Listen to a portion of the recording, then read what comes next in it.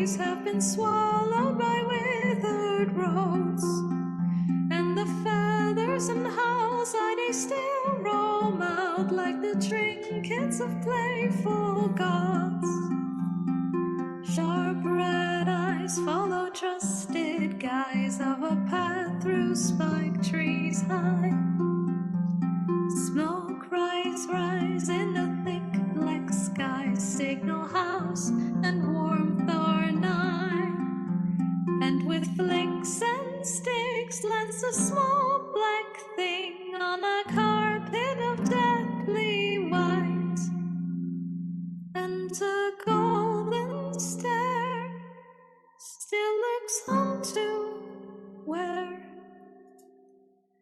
Good sir, see I have returned. May I sit by your side on this night?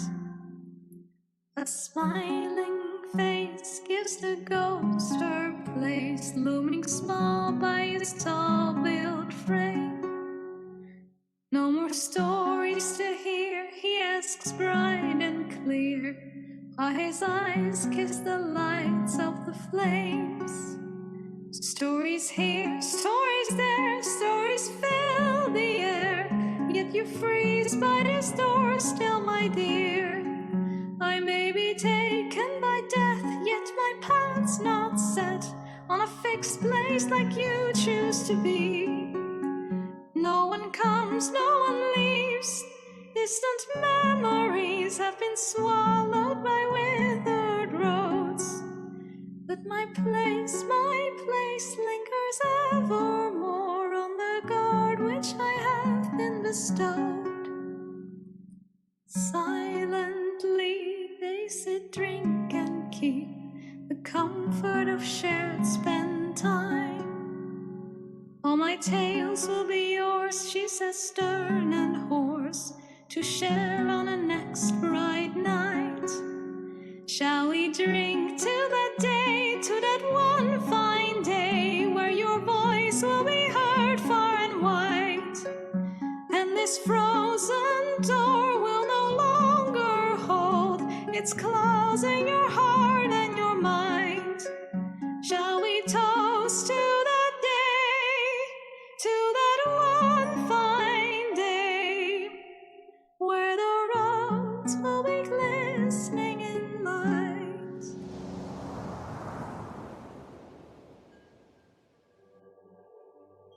Hello everybody and welcome to the stream. It's lovely to see so many people ready bright and early today, even though this is a slightly earlier than usual stream as well, which is my own fault. We are supposed to be doing streams normally at 5 p.m, but normally I actually start to get everything ready at 5 p.m, and therefore it takes us till about 5:20 to 5:30, so it's back to the normal old times. But ever since we came back 2 weeks ago, we were supposed to be doing things at 5 p.m. so we can get 2 full hours in without having to worry about dinner. What's up, guys? Hello. Glad to see you all here. Yo, that's a lot of subscribers. What the heck? Morg69, thank you so much for resubscribing for the 13th month in a row. Over a year. Let's go. Hell yeah. Typhomin, Byoko, thank you so much for resubscribing for the 17th month in a row. Such a long time. So fucking true, Byoko. That's ages. God damn. Lornia, thank you so much for resubscribing for the 9th month in a row. Welcome back to the House of Copper Hounds. I'm not reading your name. You can't re-follow me every stream. Red Panda J09, thank you so much for the 10 merits. Marigabi-san, thank you so much for resubscribing for the 13th month in a row. Welcome back to the House of Copper Hounds. Oh, and the adorable little Kuimo. I forgot that Ho-Ho was animated. Voltzak, thank you so much for subscribing for the 15th month in a row. Welcome back to the House of Copper Hounds, and it's lovely to have you here. Change the music to happy music. But it's not time for happy music. Time for sad music, but okay. Yeah. You can have the happy Cúsleácrann theme. There you go. It's our own music theme, which we'll never get to use properly.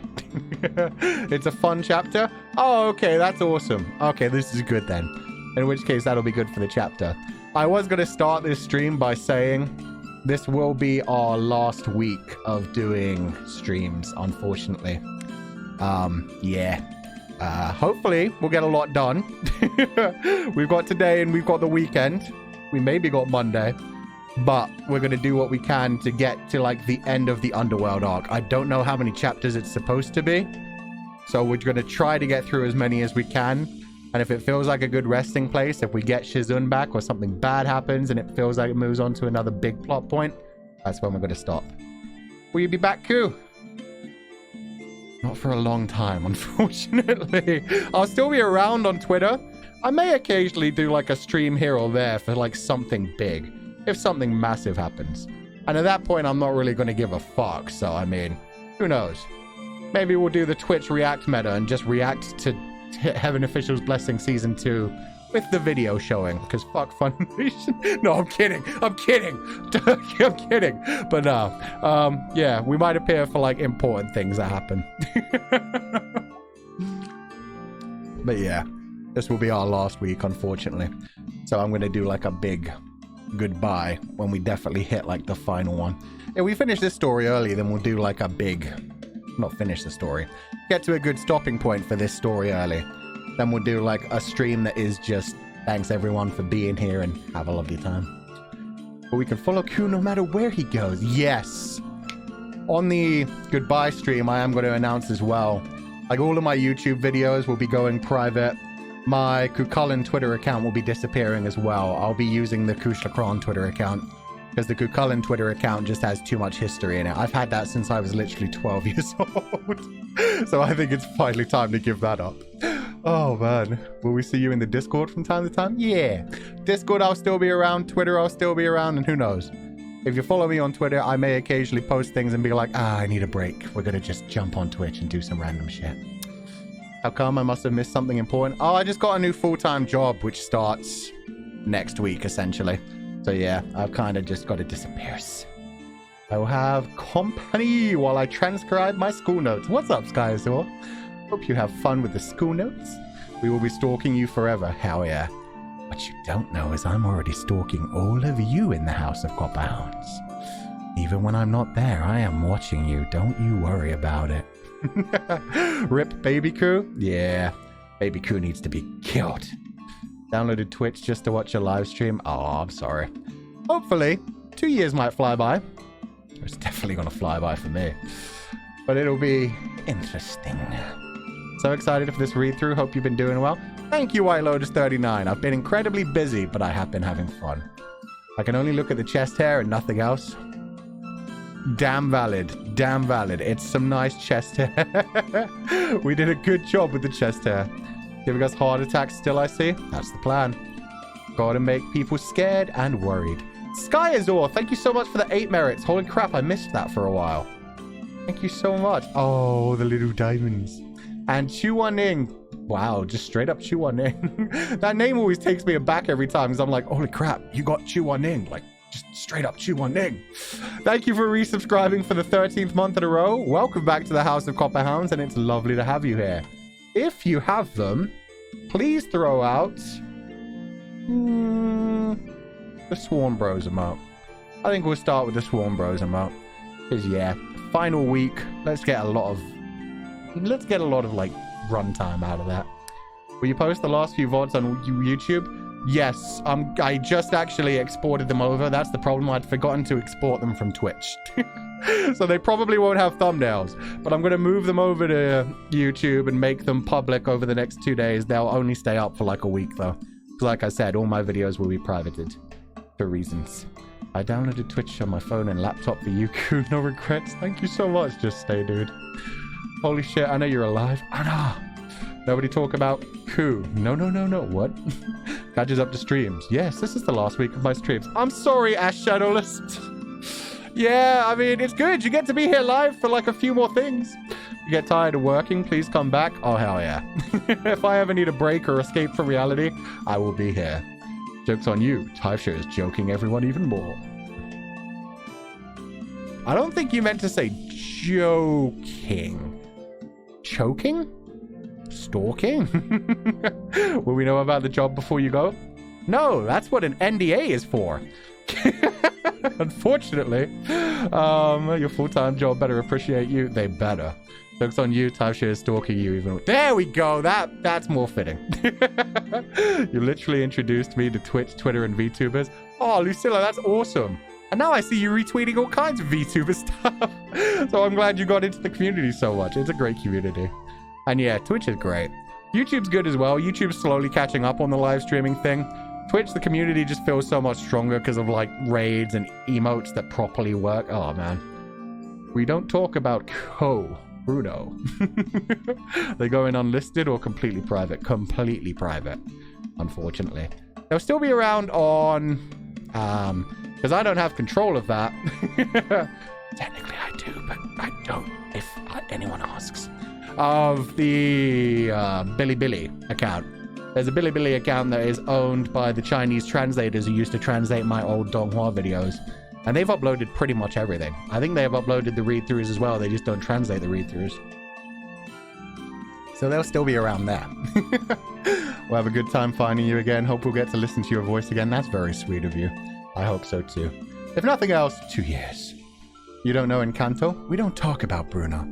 I know of Encanto. I haven't watched it yet. I didn't even watch Luca yet. I still need to watch Luca. I still need to watch Encanto. Both look very cute. Both came out like within a stretch of 4 months of each other, right? And both were like talked about a lot on Twitter, and I was like, oh, that looks cute. Oh, that looks cute. I just never watched them.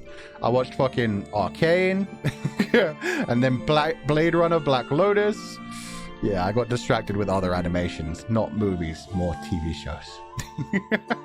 I miss you too, Koo. I also downloaded Twitch just for your live stream. Thank you so much, Chideo.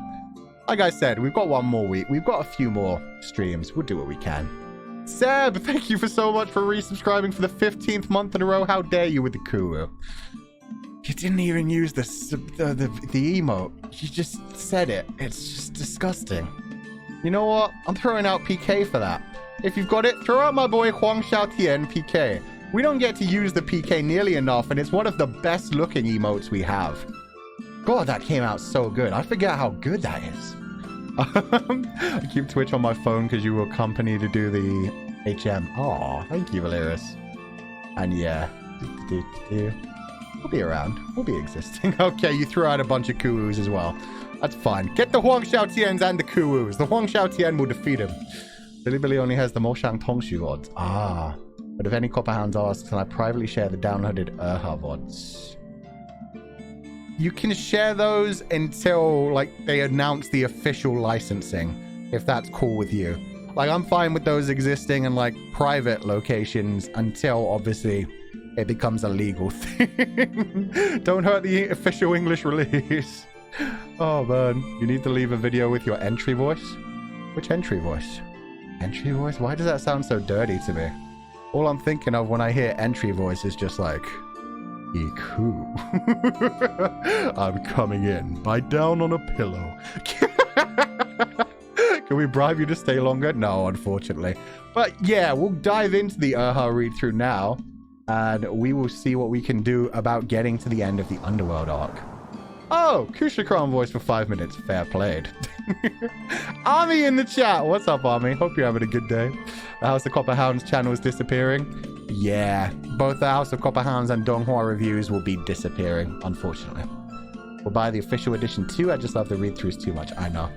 It's not too hard to download videos from YouTube. That's why I'm giving you guys a little heads up. In case there's anything you want to keep. Yeah. Gotta love an early stream, but then we just chat for 20 minutes anyway. We do that on the late streams too.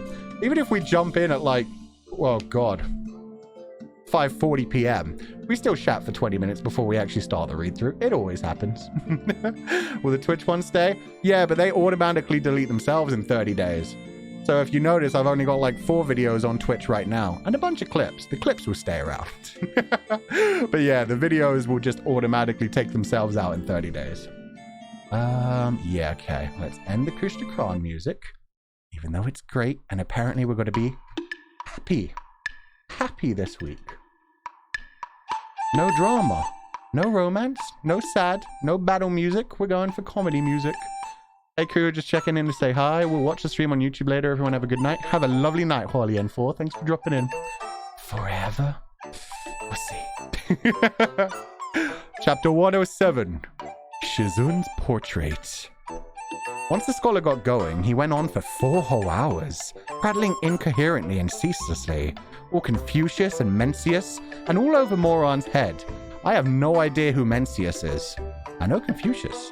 It made Moron's head spin and his eyelids grow heavy, but he still had to feign interest. Hard work, to be sure. I like this. I like how different, like, the writing style in different chapters is.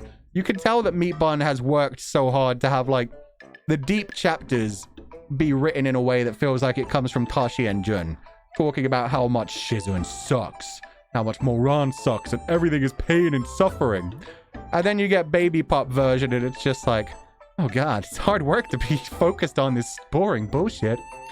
You bastard bad influence. I did nothing. I did nothing. Made it in time. What's up, Minty? You dropped in at the perfect time. Another scholar. Moron do not like the scholars. Moron deals with them, but he do not like them. Will we lose the YouTube channels then? Yeah, they're disappearing, like I said.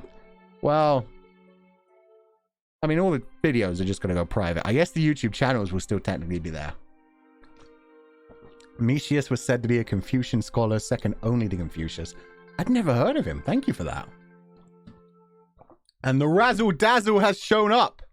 According to Wikipedia, Mencius Mengzi was a Chinese Confucian philosopher who has often been described as the second sage. That is after only Confucius himself.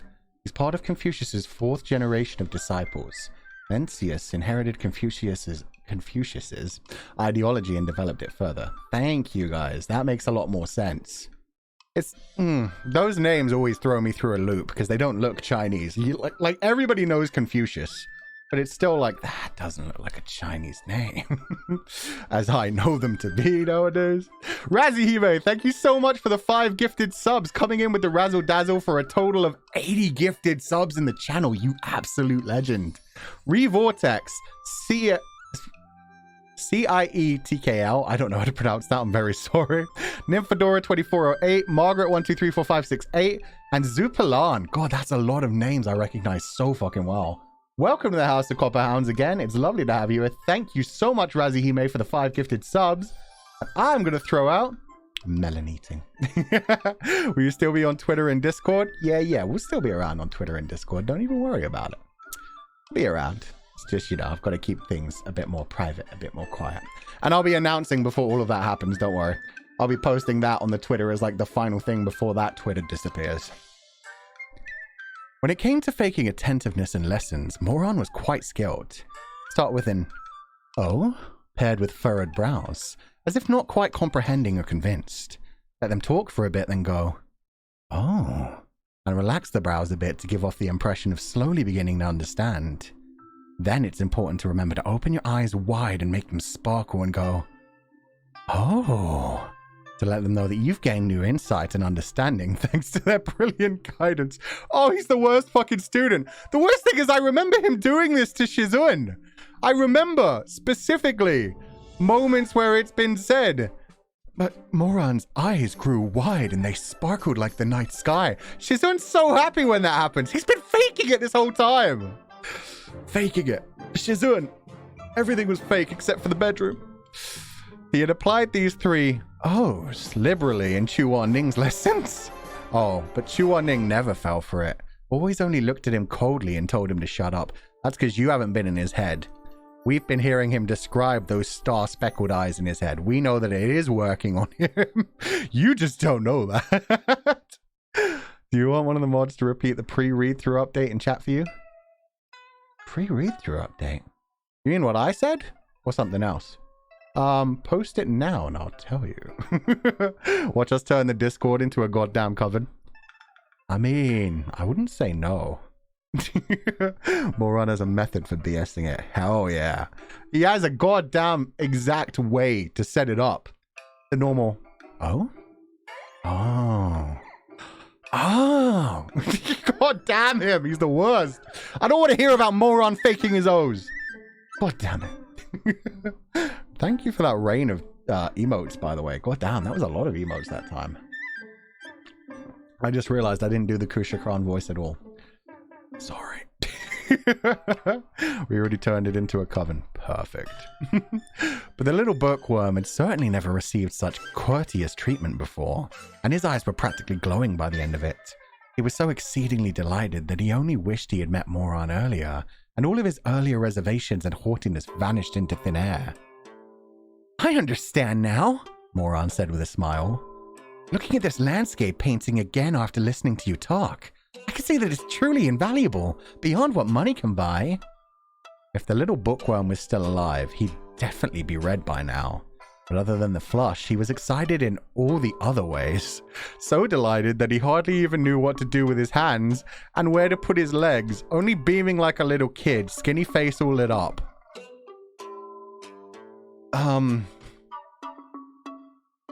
Let's be fair here. Let's be fair here. That was 100% innuendo. He was excited in all other ways. So delighted he hardly even knew what to do with his hands and where to put his legs. I mean, when they start to lose feeling like that and go numb, I get what you're saying. Moron's been faking his O's, but it sounds like the scholar's been having full-on O's this whole time. Control yourself. Right! Scholar, what are you doing? Wine Life and Gamer Wife, thank you so much for... Oh, you gifted a sub. Thank you so much. You gifted it to Apricot Dumpling. That sounds fucking delicious. Apricot Dumpling, welcome to the House of Copper Hounds. And Wine Life and Gamer Wife, thank you so much for giving out a gifted sub. I am going to throw out, I think, horny jail. We've got to put the scholar in horny jail. Rain down horny jails on the goddamn scholar. How dare he? Oh, Moron is an innocent boy. I'm afraid I have to head out and pick up some kids. Catch you guys next stream. Have a lovely night, Wine Life and Gamer Wife. Take it easy. Oh man, get to the House of Copper Hounds Discord and there's a sub-thread in general chat called Witchy Chat. It's a Witchy Chat now. Let's go. Moron had never seen such a happy ghost before. That should do then. He got up and made a gesture of respect as he spoke. It's getting late. I'm going to go look around a bit more and find some place to stay. I'll come again tomorrow if the professor isn't too busy. Suddenly being called Professor out of the blue, the scholar beamed even brighter, half freaked out and half ecstatic as he disclaimed. No. I'm hardly a professor.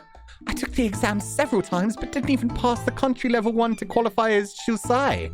In the end, Moron said with a smile. The depth of one's knowledge is measured not by titles and ranks, but by what's in the heart. Yo, this man could give fucking Shen Qing Chu a run for solemnly bullshitting. Shuzai, someone who passed the country's lowest level of the Imperial exam system. Oh, he didn't even get through the lowest level. And yet, everybody calls him a scholar. Reminder that this is a ghost and not the real deal. Exactly. It's safe. It's fine. It's only ectoplasm. Don't worry about it. You can get it in your hair. It won't do anything bad to you. Don't worry. Wanna go, guys? Good night. Have a good night. The sunk that Shellyan cooked. Oh man, he's laying it on so thick. I think he needs to play a place to sleep for the night, and information, and to get a portrait of Shizun. I hope he's not going to sleep with the scholar, because that'll be a bit far. That is not what I meant. I'm sure it isn't. Just say, dude, I'm sure it isn't. Don't worry about it. I get you. I get your true meaning. I see what you're saying. The scholar was shocked. To think that you were actually capable of such eloquence. It's something my Shizun said once. I'm just lending his words. Scholar. Borrowing his words. Oh, is that how it went? Moron laughed and scratched his head. I remembered it wrong again. Baka! Oh my god, he's playing the himbo up so fucking well. Seeing as how it was getting rather late, and there probably won't be anyone else coming for paintings, the scholar started putting away his boxes and pouches, saying, I'm pretty free myself, and it's not every day I hit it off so well with someone.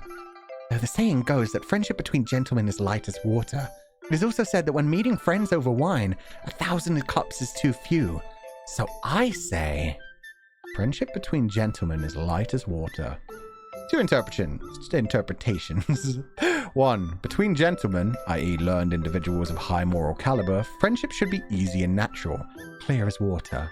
And 2, maintaining a certain distance in friendship is healthy, and frequent interactions are not required to be good friends who are there for one another in times of need. I like the second one. The first one's quite nice, but I just like the second one where it's just like, hey, just be light with it. If you're actually friends, you don't have to go out of your way to be all weird about it. You just know you fucking love that dude. You may only speak to them like once or twice a year. It's still like, nah, I'd die for that dude. He's my bruh. My bruh. Captain Angel Star, thank you so much for following. Welcome to the House of Copper Hounds, and I hope you enjoy your stay. And Melanoma, welcome. Oh, yo, subscription with Prime. Thank you so much for the subscription. Welcome to the House of Copper Hounds. I hope you enjoy your stay. And if you have it in chat, rain down with the ho-hos. Because this scholar may be getting more than he bargained for, if I remember. His 7 inches while soft. Oh no.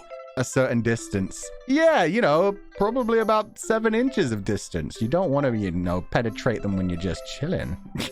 You wait for that until you get into bed. You said leave room for Jesus. Not tonight, though. Moron needs a bed to sleep in. Very behind in her, but I wanted to join the stream. Oh, lovely to have you here. Hope you're having a good time. Coos, don't worry about it. Will stay with me for a lifetime, and I'm worried. Don't worry about it. It's fine. Don't worry about it. Clearly, he doesn't have to sleep with the man to get him overexcited. True, he only has to talk to him about art, and the man's just spewing ectoplasm everywhere. Excited in all other ways. MX Mothman, thank you so much for resubscribing for the 7th month in a row. Welcome back to the House of Copper Hounds, and it's lovely to have you here. Do we have a horny remote? Yeah, let's go with Kuno. We've already used horny gel. We've got another. We need all of the horny emotes, to be honest. But we'll go with Kuno for this one. There is no room in this room. There doesn't need to be any room. It's fine. It's perfect. So many no's. God, there's so many people in chat active today. Moron hurriedly cut him off with a smile before he could spew even more scholarly ink. See? They're saying it. They're doing it, not me. Ectoplasm. Scholarly ink all over fucking everything. Were you going to say something like, it's getting late? How about we go for a drink somewhere? Ah, yes, that's right. Some wine to lift the spirits. How about it? Sounds good. Moron nodded. Professor's treat. Moron. Moron, please don't sleep with this man. You're trying to get your husband back from the dead. You can't go this far. No. Oh, you make such a good male prostitute, though. Crimson Hua. This is my first time here. I don't understand a thing about this app. Yet you seem to be using it very well. Welcome to the house. Well, welcome to the stream. Oh, you did follow. Welcome to the House of Copper Hounds. It's lovely to have you here. Hope you're having a good time. Thank you for flipping your first ever chat in chat section. If you hear it, don't worry about it. You know you should worry. It's about 116 in chat today, so we're going to have a good time. Yeah, we just normally don't get this many emotes. It seems like everybody is subscribed to this chat right now. Moron.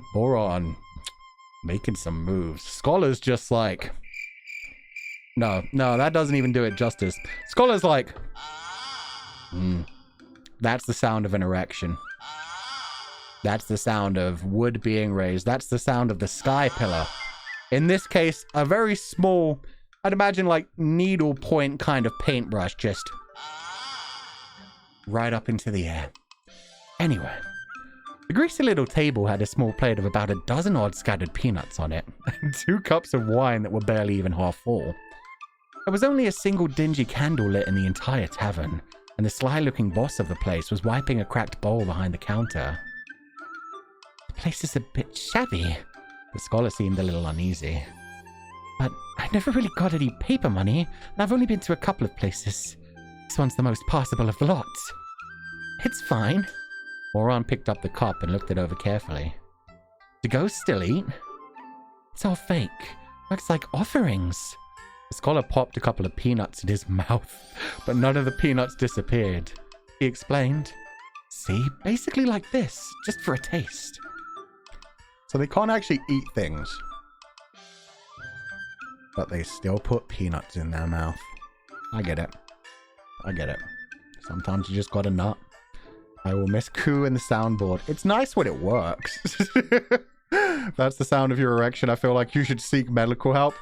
Well, it's either that or, like, that's a good erection. That's like morning wood. Like you first wake up in the morning and you're just like... And then there's the what the fuck erection. There's the, oh no, I shouldn't be getting erect at this. Why is this catalog ad of, I don't know, a Bratz Barbie doll giving me wood? And that's this sound. Yeah. Yeah. That's the Y boner. That's the Y boner. Yeah. That's a good one. That's a healthy one. That's a natural one. Moron calmly put down the cup of wine he was holding. He wasn't actually dead. He'll get busted if he eats something. 3 rounds of wine later, the scholar seemed to cheer up a bit from his despondent mood earlier. He chatted with Moron for a while, then asked, Mo Gongsu wanted me to draw a portrait of someone earlier. Is it a lover? Is it a lover? Is it a fucking lover, he asks, while wondering how much he's going to have to pay to get Moron into his bed. Oh, I love how Moron's doing the host thing as well. He's like, no, thank you so much for the wine and the peanuts. I love them. I'm totally drinking them and not spitting them back into the bottle because I can't get drunk because I'm doing it with 12 other people. What's that sound? Just my boner. Oh, fucking lover, yes. I think he should say it. He should just be like, yeah, it's my lover. Don't worry about it. Shizun, there are guests here. Oh god, he's in the lantern with him right now. I forgot Shizun's right fucking next to him. Offers wontons to make Ku stay. Not gonna happen, unfortunately. They still put D's nuts, just the nuts in the mouth. He wants the nut just for the taste. Yeah, you can't actually feel it, but you can taste it. You can taste the nut. Moron hurriedly waved a hand. No, it's my Shizun. Ah, the scholar seemed surprised. I've been doing my business down here for many years already. People have already come to me looking for paintings of beauties, but I've never had anyone ask me to draw their Shizun. Is your Shizun good to you? Weighted with guilt, Moron said, yes, he's very good to me. No wonder then, the scholar nodded. What do you want a drawing of him for? To find him. The scholar ahed, looking surprised. He's in the underworld too? Moron replied. I heard that the deceased stay here at Nanka village for 8 to 10 years. I'm worried about him, so I wanted to try looking for him to keep him company. The scholar didn't doubt him in at least, and was even rather moved. He mulled it over for a moment, then finally sighed. Such devotion is hard to come by. All right, Mo Gongsu, I'll do you this favor. He got up and opened his box to take out his drawing tools, even as he spoke. Moron was overjoyed, thanking him over and over and asking for his name, thinking to burn this poor bro lots of money once he gets back to the living world. The two of them gushed back and forth emotionally while spreading out the paper and grinding the ink. But then it all screeched to a halt as soon as they set to work. Yeah, this is... How are you going to describe your beautiful Shizun? You've given him some very poetic language in the past, but... will you be able to do it now? Mo Gongsu, I will do you! Ghost Chair, that's so fucking perfect. That's what it should have been. It should have been, Mo Gongsu, I will do you. Just immediate hesitation, like, I will do you. I will do you this favor, but only if you do me. Only if I get to do you. Highlighting grinding, I see. Don't even worry about it. Just don't even worry about it. I fucking love this chapter. I love that in Urha, you can go from fucking super sad, emotional, devastated. We're in the fucking underworld right now. And yeah, it's just like, chussy. The chussy is being grinded. Each tablet in air, typing Suso as my phone. Indadad! It's okay, we've got all the time in the world. I wonder whether he'll actually burn money for him. He better. He better to fuck. This dude is awesome. His Shizun is a beauty. Yeah, but can he describe him properly? If he describes him the way he wants to describe his Shizun, it's not going to look like his Shizun. They're just going to paint like the most beautiful man in the world, which in Moran's eyes would be correct. But it won't look like his Shizun. Oh man, I joined at a fun time. It's been this entire chapter so far, to be honest. Ash Shadowless, thank you so much for subscribing for the first time. Welcome to the House of Copperhounds. It's lovely to have you here.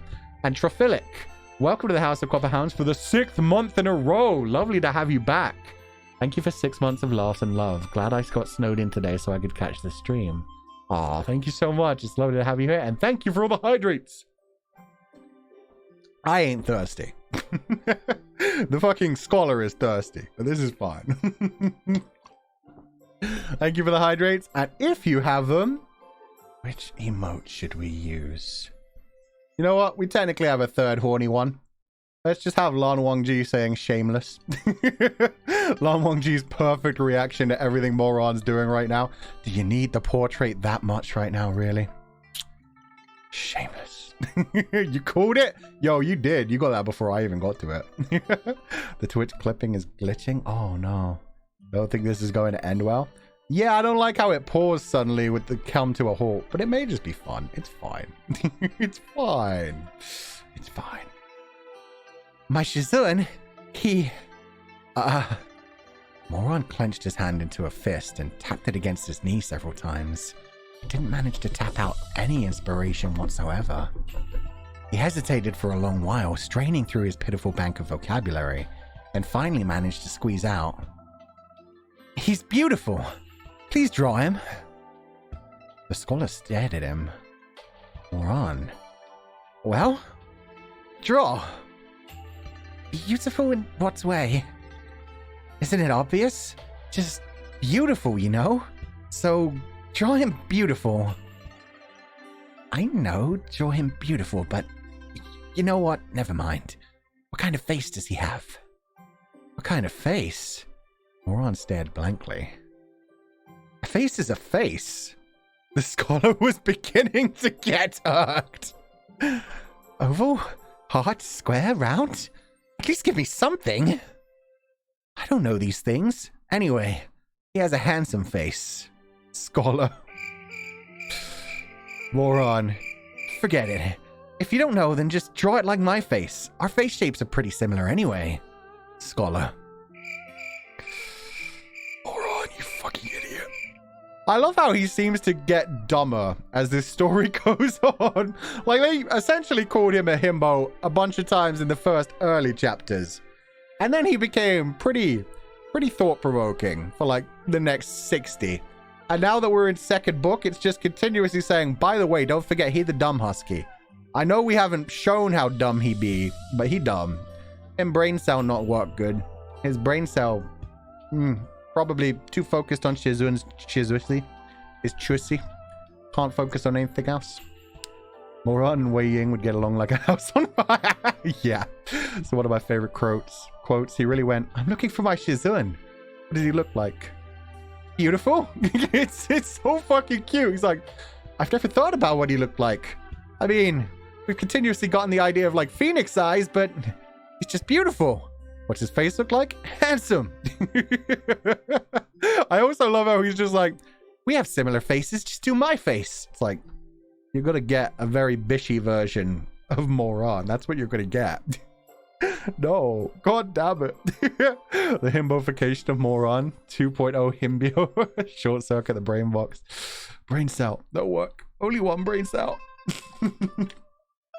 You finally realize, oh, love does make you stupid. Maybe that's what Meat Bun is saying.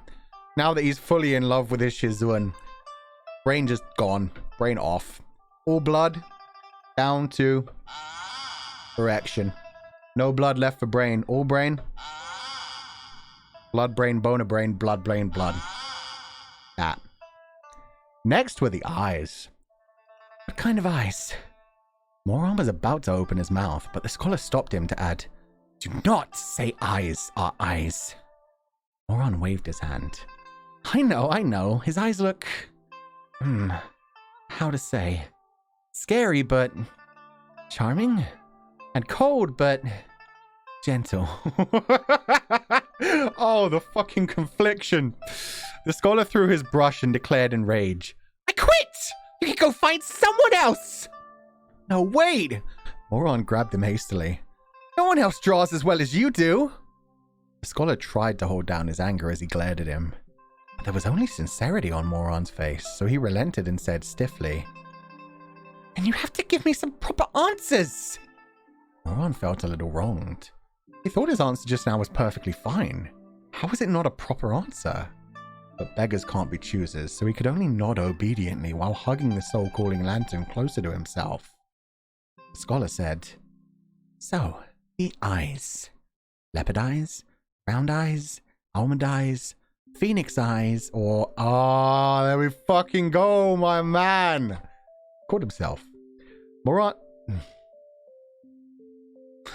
Moron's head spun from all the term being thrown at him. I thought he stopped him right after Phoenix. Oh, you fucking... Just draw him examples! Do it like a fucking crime scene technician. He shook his head. Slit eyes? No, that's way too small. His eyes are upturned. I don't know what they're called, but they swoop upwards really prettily. That sounds really racist. Phoenix eyes and slit eyes sound exactly the same. Thung Yan. Ah, yo, not even different tones? Wild. That must get confusing. How has this man lived a whole life without realizing how paintings work? Their eyes that see exactly in the dark. Why doesn't he understand it? If it ain't commission artist struggles. Yeah. Every time I try to get a commission, and I draw like a stickman figure and an artist's like, okay, what kind of feeling do you want to give it? I get this general idea of this pose, but what does he look like? What's he thinking? What's he feeling? Is there strength? Is there emotion? And I'm just like, hey, make him look hot. He gotta be big buff man. Moron, you poor baby. He's trying. Leopard eyes exist? Leopard eyes. I kind of want to look that up. I don't remember that being on Zelda's list. Leopard eye. Just fucking pictures of leopards. I don't know what I expected. I don't particularly care for the erection section, jingle jangle. Sure you don't. You're just pretending. Everybody loves the erection section. A lot of pillar talk this stream. We didn't even have that much during Scumberland. I'm pretty sure we had more than this during certain Scumberland streams. What an insightful and eloquent analysis right there. Yeah, I don't know. Mouth started moving, brain didn't keep up. It's fine. Boy can't even find a synonym for pretty. Hey, he said handsome. We got pretty and handsome. It's something. It's something. Why do I see this between you and Lily? You have no fucking clue how much I just had Lily work on. Q model has leopard eyes? Yo, really? Kinda, actually, yeah. Damn. Hey. I do like his eyes. They did such a good job on this model. Oh, man. Haughty brain go... Exactly. Haughty brain has no brakes. Haughty brain just goes... That's what Phoenix eyes are. Moron opened his mouth, but seeing the thundercloud on the scholar's face, closed it again. Alright. Shizun. Alright, slit eyes then. Whatever you say. He's fucking still saying slit eyes. The scholar continued the questioning. Nose, high or flat? High. Lips, thin or full? Thin. Eyebrows, dense or sparse? Dense. Thick or thin? Average, I think. Oh, this one I know. He has sword straight brows. Where? These are pretty... That's a pretty specific description. I remember them using that earlier in the novel. See? Moron is the writer of this novel. His brain thinks very well in the moment. He just forgets it all afterwards. All right. The scholar put down a couple of brushstrokes, then asked, Any birthmarks on his face? Moron tilted his head as he thought, and then his reddened as he mumbled, Yeah, He asked his face. Why are you reddening? How much you want to bet his next line's gonna be like, he has this amazing birthmark just above his cock. It's shaped like a star, and when you're deep-throating him, it gets right up in your eyesight. Fuck.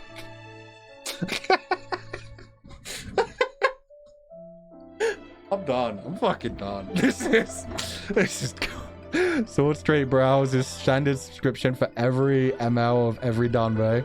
You know, I've never heard that outside of Danwei, to be fair.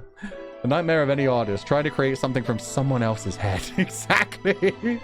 Have a lovely night, Anna. Thanks for joining us while you could. My headcanon is that most of the severity of Chuaning's face is due to an unfortunate eyebrow shape. I just think he's got resting bitch face. I think it mainly comes from the fact that he has lived so long just trying to look like he doesn't care and he never feels pain.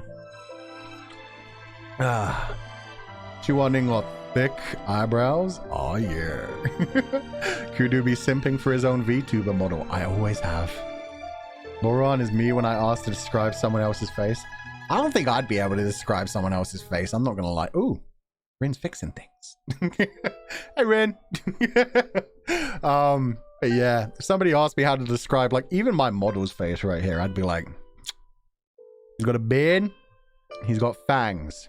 His mouth is always kind of curled into a smile. He got golden eyes. I do colors. I don't do anything else. I'm like, shapes? Nah. He's got golden eyes, auburn hair, gray streaks, big old fluffy dog ears, a big, thick, juicy warrior Celtic braid on the right side. Yeah, I'd be terrible as a crime scene witness too. Headphone warning out the door. Yeah, you should really know as soon as you show up in one of these streams, things may get bad. I can't even do colors. He's Q-shaped. Exactly, Edidad. He's shaped like a big buff man. Think JoJo's from season 1 or 2, just not 3 or 4. 3, they kind of turned into action figures, and then 4, they turned into twinks. It was real weird. Everybody suddenly lost weight in the 90s. I guess the 90s. Anyway. Where? On his left ear, Moron said haltingly. A tiny light-colored mole, and he's so very handsome. What? That's not right. And he's so very sensitive when kissed there. Sorry, I was playing with my soundboard. The scholar quirked a brow. And? Moron's head shook like a rattle drum as his face turned even redder. Nothing. The scholar shot him a questioning glance, but luckily the light was dim enough in here that he couldn't see how red his face was. He dipped his brush in the ink and asked, Usual attire? He likes to wear white, with his hair done up with a jade crown or else in a high ponytail. Moron thought for a moment, then added, He also wears his hair down sometimes, and when he does, he looks really... Don't say beautiful again! Scholar was at the end of his rope. Okay, handsome then. We're getting a lot of fucking work out of this soundboard today. He's Q-shaped. That's perfect, in the dad. Ninny Nuno, thank you so much for the 250 merits. That's so sweet of you. 3 beating hearts. The 2 extra ones just do a big bump. The 51 only does 1 bump. The 50 heart has arrhythmia. Thank you for the 250 merits. JoJo 195 trio style. Hell yeah. Bigger, tiny. Sassy Tink. Welcome to the House of Copper Hounds. Thank you so much for following. I hope you enjoy your stay. Do dead people blush? They do not. That's the thing. The scholar, even when he was getting super embarrassed, didn't blush. And so, yeah, it's a good thing it's dark in here. He would have given himself away just because he's so fucking turned on by his shizun. You see what you want to see? True. Are we all shorter than Ku? I mean, I just kept Ku's height the same as my real height, so it's 6'3". In general, I tend to be like an inch or 2 taller than the average man, so... But I've met people that are taller than me for sure. I'm not like super tall, I'm just like taller than average. So yeah, I kept Ku at that. Keep in mind, he was born 3,000 years ago. He was probably very tall for that time. Moron, don't torture that poor scholar. It's fine. The scholar enjoys it. Ku shape is long shape. No, but beefy too. Gotta be beefy. The lack of my need for alcohol is saying that the angst hasn't arrived yet. Nah, we're gonna need ice cream for that. Alcohol is just for a normal night. Nini Nuda, thank you so much for the 25 merits. Oh, the glass has got to blow up. Let's just put that right. Yeah! Bukake! Oh, man. I don't know why I'm like this tonight. I blame Moron and Shizun and the Shizusi. Oh, no. After that overly arduous ordeal, the drawing was finally done. Moron blew the ink dry and lifted it to examine. He's blowing on Shizun, deciding that it wasn't as handsome or beautiful as Chu Wan-ning and didn't really look completely like him, but it was passable for his purposes. So he smiled and said, "Many thanks, Professor. It's great." Just about... that's not his voice. Tiny mouse voice. I've just about drawn Panan, Fanli, Shizi, and Diao-chan. Moron laughed and said, I don't know any of those people. I don't get your stupid references. After I find Shizun, I'll be sure to thank you again properly. Hopefully with paper money. Who are these people? Pan-an, Fanli, Shizi, and Diao-chan. Poet and politician known as the most beautiful man of ancient times. It must have been really nice to, in like an ancient time, where there were no actual pictures, just be known across the land as the most beautiful man. It's fucking sick. Finally, businessman and military strategist, Shishu's lover. Shishu's... that person. One of the 4 legendary beauties. Another one of the 4 legendary beauties. So he made Shizun look very feminine, I'd imagine. This is fine. This is fine. 6 foot as a woman? Damn. Did I miss a Chussi reference? Only one. It's fine. The shortest dude in my family. 6'3" is like 190 cm. Yeah. I wish I was 2 meters tall. That'd be fun. The Rihanna of the ancient times. Who has about 20 centimeters on our bug. I think Seb is canonically taller than me, like in the story though, right? Isn't Seb like 6'5" or something? 158 cm? Yeah, nice height. Yeah. Can wear my big boots and be You can be as tall as you want, Seb. Remember one of them because the women were running after him. Oh!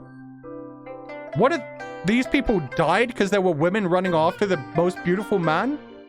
That's a fucked up way to die. To think there was once a time we called him Immortal Gugu. Terrible. Oh, this is what heroes and platforms were invented for. That's the thing.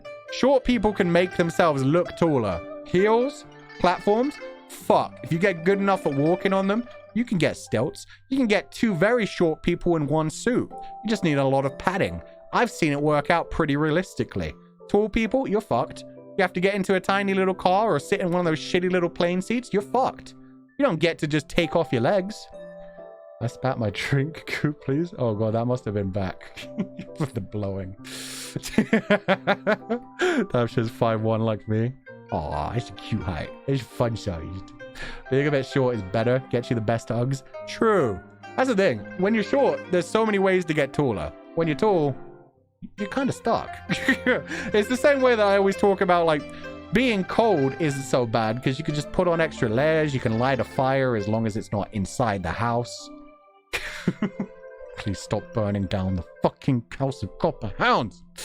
But yeah, when you're hot, all you can do is like fan yourself, turn on air conditioning. Can't take off any layers beyond your skin. Then you're just screwed. Why would you want to be tall? I can be pocket sized and be protected. Exactly. I only wear platforms for the aesthetic. That's true as well. Like New Rock boots, they be sexy as fuck. You kick someone with New Rocks and they're dead. People sure are really beautiful because at the time there was no skincare nor makeup. Yeah, just pure natural beauty. No plastic surgery. It's impressive, man. I bite when someone tries to lift me. Perfect. We'll never stop burning. The coup needs a signal to come home to. But what if you burn it down and then it's just gone? No.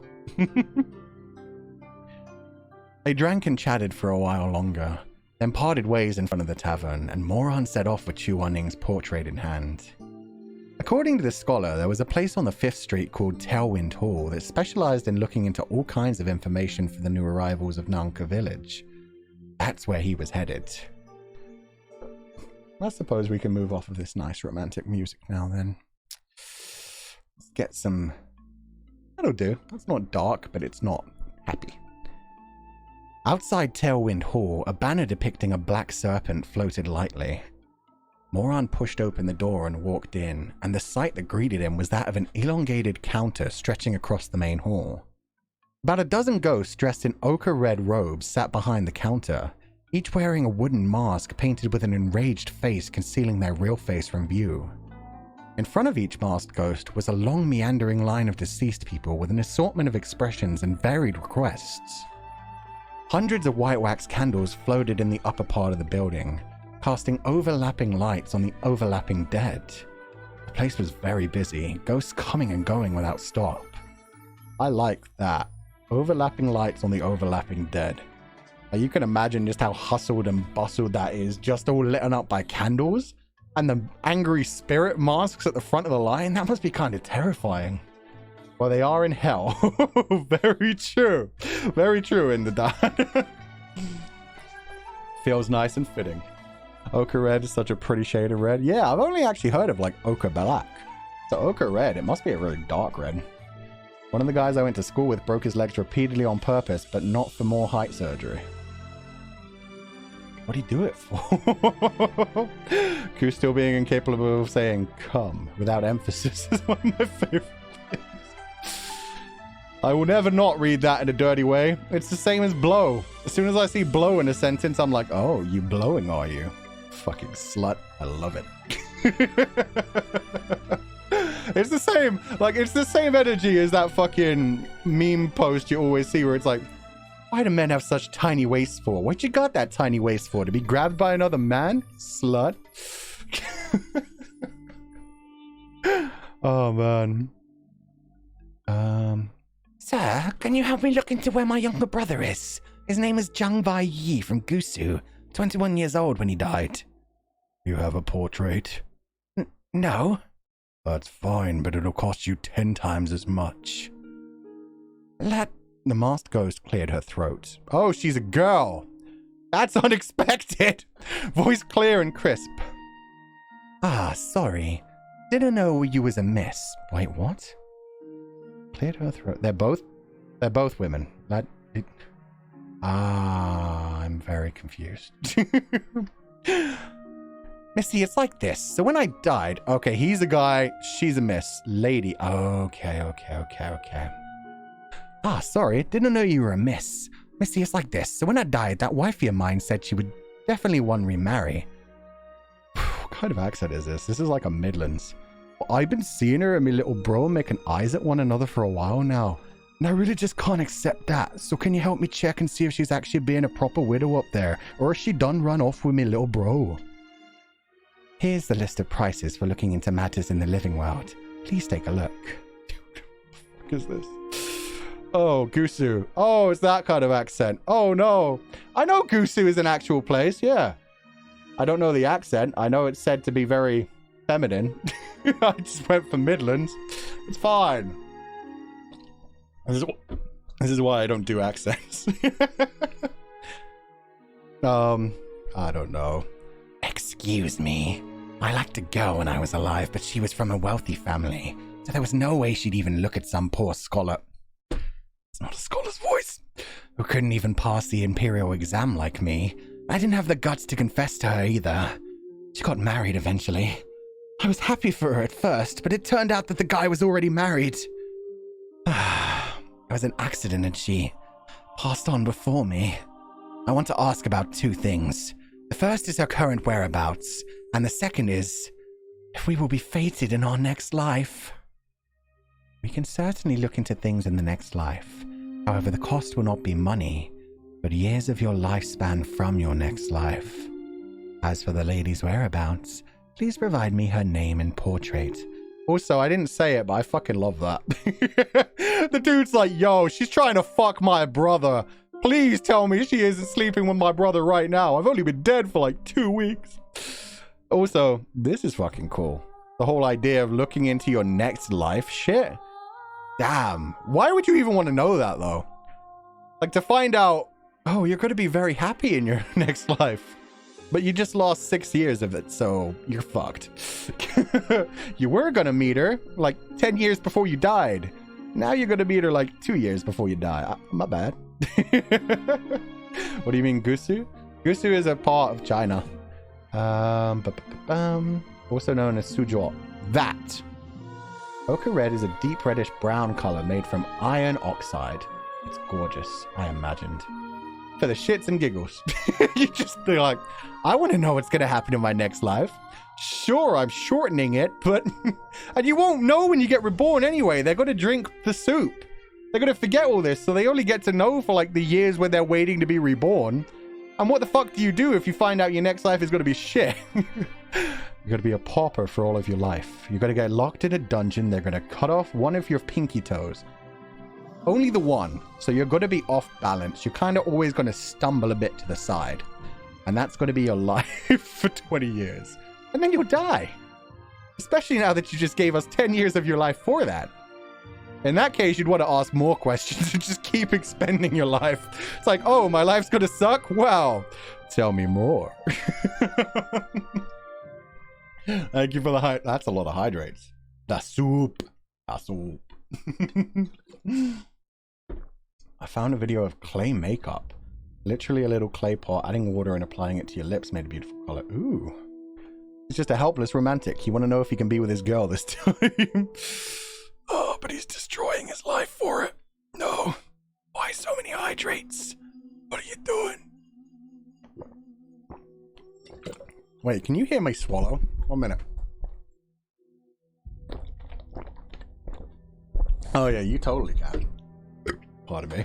That's what you get for too many hydrates. Okay. Oh, okay. I have a portrait here. That wasn't his voice. It was a different kind of dog. It's fine. I say name is Yao, given name Lan. There were ghosts chattering away at every counter. Though their bodies had long rotted away, they still could not put down their worldly attachments. Moran walked around the place, hugging his lantern and looking left and right. He noted that in exchange for answers, the people of Tailwind Hall would take either money or years of lifespan in payment. He didn't have money, but if we were let them to take from his lifespan, they might find out that he was a living person who had infiltrated the underworld. His apprehension grew, and he couldn't help but curse Master Huaizui for not thinking ahead and giving him some paper money for a situation like this. Master fucking Huaizui told you to find your Shizun, and he told you it would be hard. He didn't tell you to use shortcuts. Bitch. But taking a look at the price list, the cost of inquiring after someone didn't seem particularly expensive. Moran made up his mind and ran back towards the tavern. It took some searching around before he found the scholar again, and all his persuasive power to talk him into lending a meager few silvers. And then Moran returned to Tailwind Hall. My man, has this scholar not done enough for you already? He waited in line for a long while before it was finally his turn. Moran said urgently, I'm looking for someone. Here's his portrait. You with oversensitivity for those sounds. Why would you forsake me? My bad, Seb. I like ASMR. Remember when we did this? You're going to want to mute this for like 5 seconds. I really like this sound.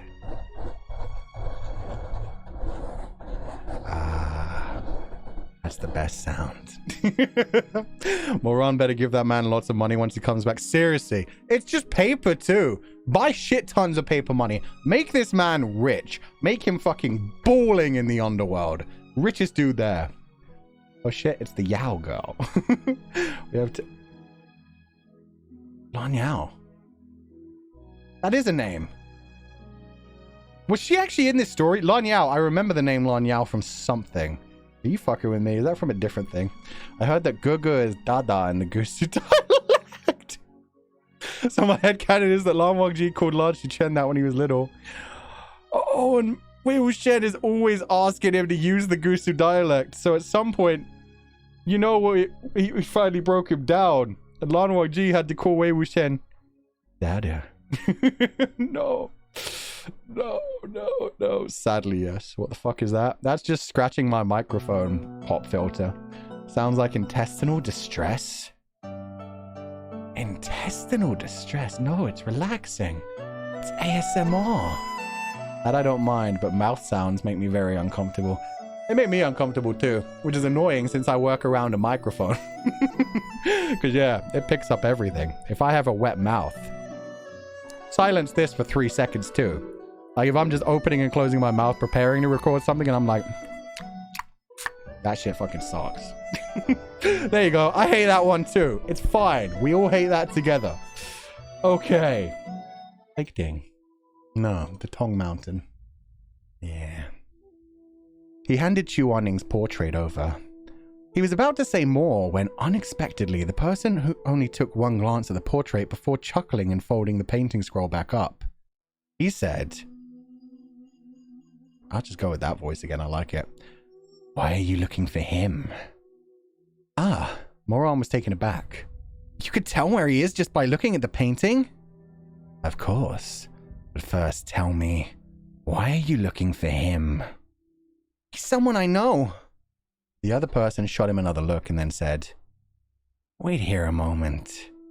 He then leaned over and had a whispered discussion with the colleague next to him.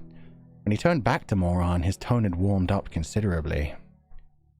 Since you're Sir Chu's acquaintance, payment won't be necessary. The person rose to his feet and waved Moran forward.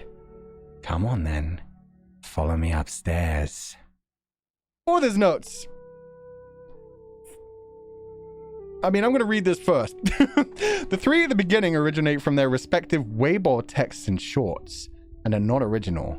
Because they're used so often, when I wanted to look for the sources, I couldn't find them. The earliest appears to have appeared on the Spring Night skit. Shocked. Does it have such a local festiveness? Started here to avoid... I'm very confused. So Meat Bun's now throwing things in from Weibo, or is it like a literary reference that shows up on Weibo texts and shorts a lot? I'm very confused. Either way, pretty cute. In my language, Didi means older brother, while Ge is younger brother. Oh, that must be confusing as shit, because I know that's the opposite way around in Chinese. The plot thickens. That doesn't sound good. Yeah, that's what I was going to say. Sir Chu. They respect the shit out of him now. And it can't just be Chuan. I guess, yeah, they pass through here every time they reincarnate. So this is Chuan Ning, but also Chu Shun. And they're going to know that. Does he remember his past lives, or did just other people remember him? Sir Chu, he's so respected. I guess when you save that many people in one lifetime, and we don't even know if there was a life before Chu Shun that guided him to be so interesting. This is going to be very interesting. I got Plum Blossom wine just for this arc. I love Plum Blossom wine. Too early for drinks here? Plum Blossom wine's great. But it doesn't get you drunk enough, though. That's my problem with it. You have to, like, add something to it, and I'm not sure what would be good to add to Plum Blossom wine. With most normal wines, you can just add, like, vodka, and it tastes fine, but I think Plum Blossom would get overpowered by it. Reminder, this is... Yep, I guess it's never too early for drinks. Long as it's past... I'd actually say 6 p.m. I know people say 5 p.m. If I drink at 5 p.m., it feels wrong. Like, by bedtime, you're just wrecked. Oh, man. Take down stacks of Monopoly money. Exactly. Burn that shit. She was the one that married the dead girl husband.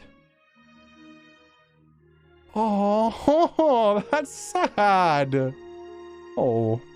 Your voice reminds me of one of my professors. Don't you dox me. I might be a teacher. You don't know. I'm kidding. Wine gives me a headache. Wine hangovers are the fucking worst. Looks at bottle. It's cheap Pinot Grigio. Ah. Hey, all wine's good wine.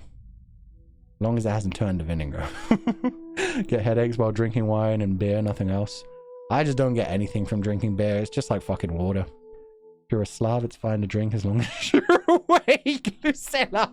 Facts. But still. Same for the Irish. But still. In Germany, at least Bavaria, beer is part of a balanced breakfast. There are things literally called breakfast beers, and they're called that for a reason. They pair well with meats and eggs. 6 p.m. is a good time, but since I have high tolerance, I started early and suckling into the night. Damn. See, I have a good tolerance. It takes a lot to get me drunk, but if I keep drinking after I'm already drunk, yeah, that's bad for me. I don't want a hangover I get. Can't remember the word. Hydromel? I've never heard of that. I once drank a gone bad bottle of wine. Worst mistake of my life. That must have fucking hurt. Yo, that shit fucks you up. Ew. Chapter 108. Shizun's Earth Soul? Ooh, this is the second to last chapter. We might finish this. Yeah. Oh, these chapters are way shorter than the last bunch. Yeah, we'll probably finish 109 tonight. Moron followed him upstairs without any idea what's going on. The worn-out wooden stairs beneath his feet creaking with every step. He couldn't resist asking, "You call him Sir Chu?" "That's right. Lord Yanluo himself sent him to manage this place.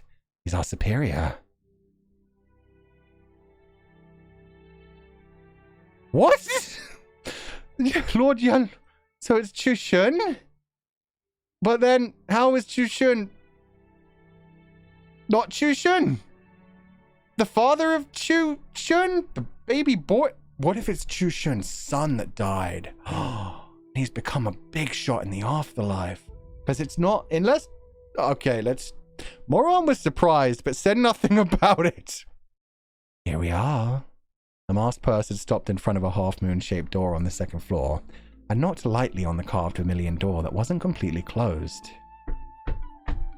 "Sir Chu, there's an acquaintance of yours looking for you." There was a beat of silence, and a voice came from the inside, gentle like warm wine on the stove, soft hair by the pillow. "An acquaintance?" Fuck off! Stupid motorbike. "An acquaintance," him again. "I've already said that I don't want to see him ever again. You could tell him to leave." The masked person cleared his throat and said, "No, Sir Chu misunderstood. It's not him this time." "But who else is there?" A moment of silence and then, "No matter. Come in." Oh, this is interesting. The room was simple and elegant, and the furnishings were so plain that it seemed a little bare. But the floor was covered by a soft, luxurious rug. Moron's foot sunk into the rug when he stepped inside, and there was a whiff of the sharp smell of furs in the air. Completely at odds with the smell was the person currently standing by the window. Crooning a flower branch, his long, inky black hair draped loosely down his white robes and sweeping sleeves, and the vividly red flower buds quivered lightly, where they were held between his delicate fingertips. Maybe it was the rule here at Tailwind Hall, but he also wore a dark blue mask with bared fangs and bulging eyes. Yet worn on his face, even such a ferocious-looking mask somehow managed to look gentler. He trimmed off the excess branches, gathered them up and discarded them before finally turning around. Moron's throat felt dry. The exchange between the masked person and Chu Wanning just now left him in a complete loss and feeling vaguely uneasy. He didn't know what it was that this soul had lost. If Chu Wanning didn't remember him.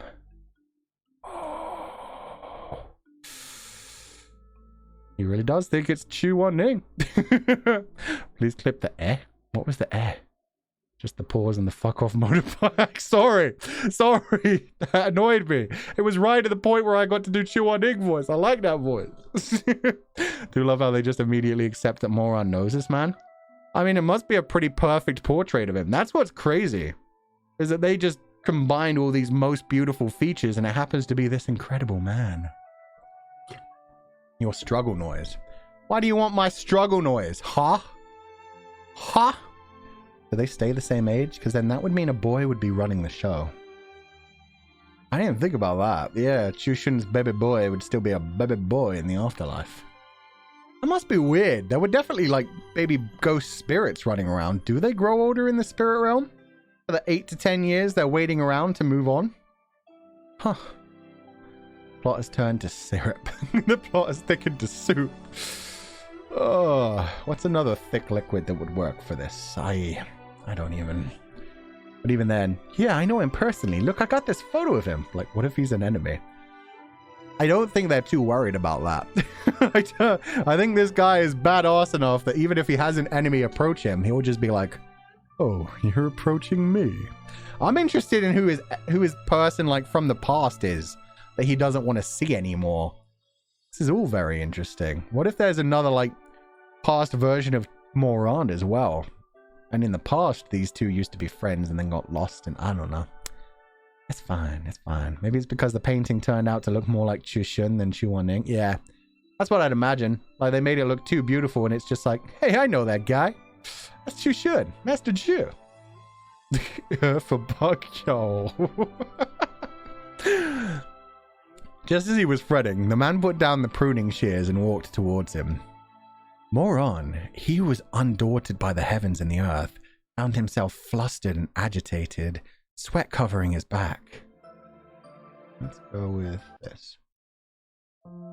Yeah. Shizun? The man stopped walking, coming to a stop close by. Moron heard something like a chuckle from him. Shizun, he said. Perhaps the little Gongzu got the wrong person?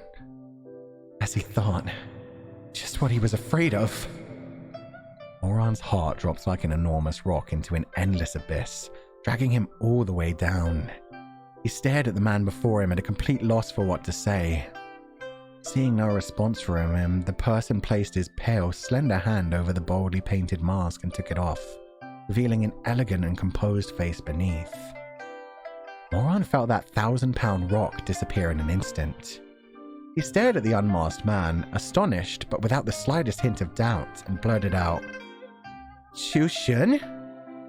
No wonder the person downstairs had mistaken the portrait. Chushen and Chuan-Ning looked 8 parts alike to start with, except that Chushen was gentler and Chuan-Ning was colder. But only someone extremely familiar would be able to tell the difference. Someone like Moran. So it is fucking Chushen. Let's go. But is this Chuan-Ning's spirit? Or is it Chushen's original spirit? No, because Chuan-Ning was reborn. Unless they're not the same person. That's just... The person before him now was indeed the Gongzu of Linan City that he had seen in that illusion of 200 years ago. Chushen. So he had blurted out his name without thinking. But the real Chushen had never met him before, and he was surprised as he said with a smile, You actually do know me? Moran hurriedly waved his hand. No, I got the wrong person. But I do also know you. He peered curiously at the other person as he spoke. Chushen had died hundreds of years ago, but had still yet to be reborn, seemingly due to the task assigned to him by Yan Law, allowing him to temporarily exist outside of the cycle of reincarnation.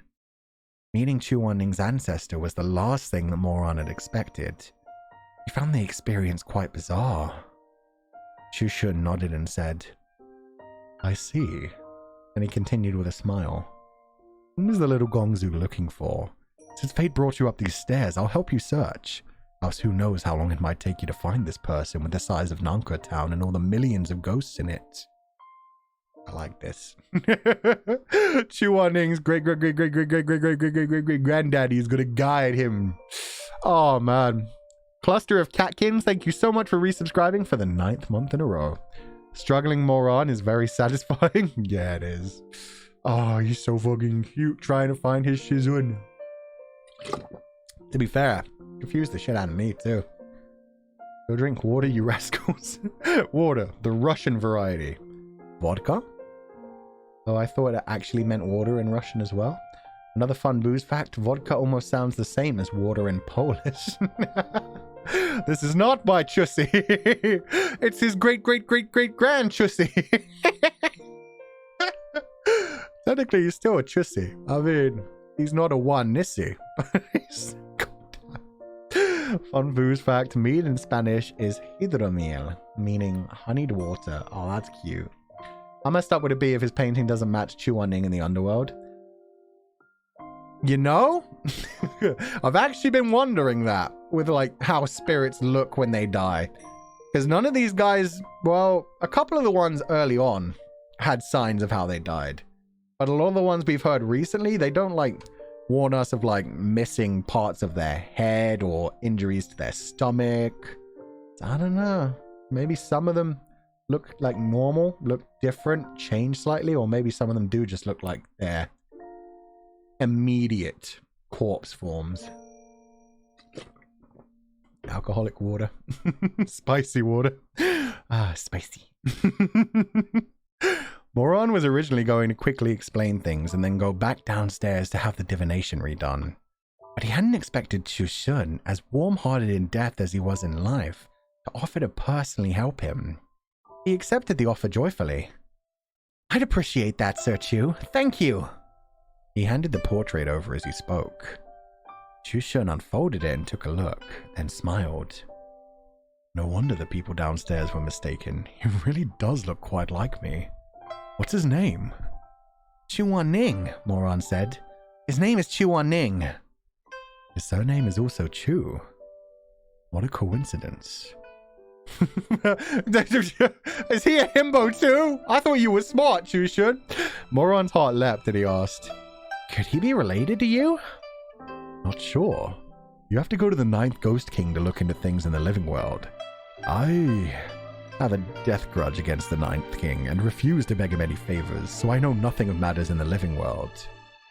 The Ghost King in question was of course the one that broke through the barrier at Linan and killed his entire family back then. Bringing up an old scar like this, even someone so composed as him couldn't help the complicated expression on his face. Oh. So the people just fucking downstairs that look into things. Or maybe this is a different group. But I'd imagine the people downstairs who look into all of these things in the dead world and check things into the future life, they're probably also the place you go to find things in the current living world. So is the 9th Ghost King just downstairs?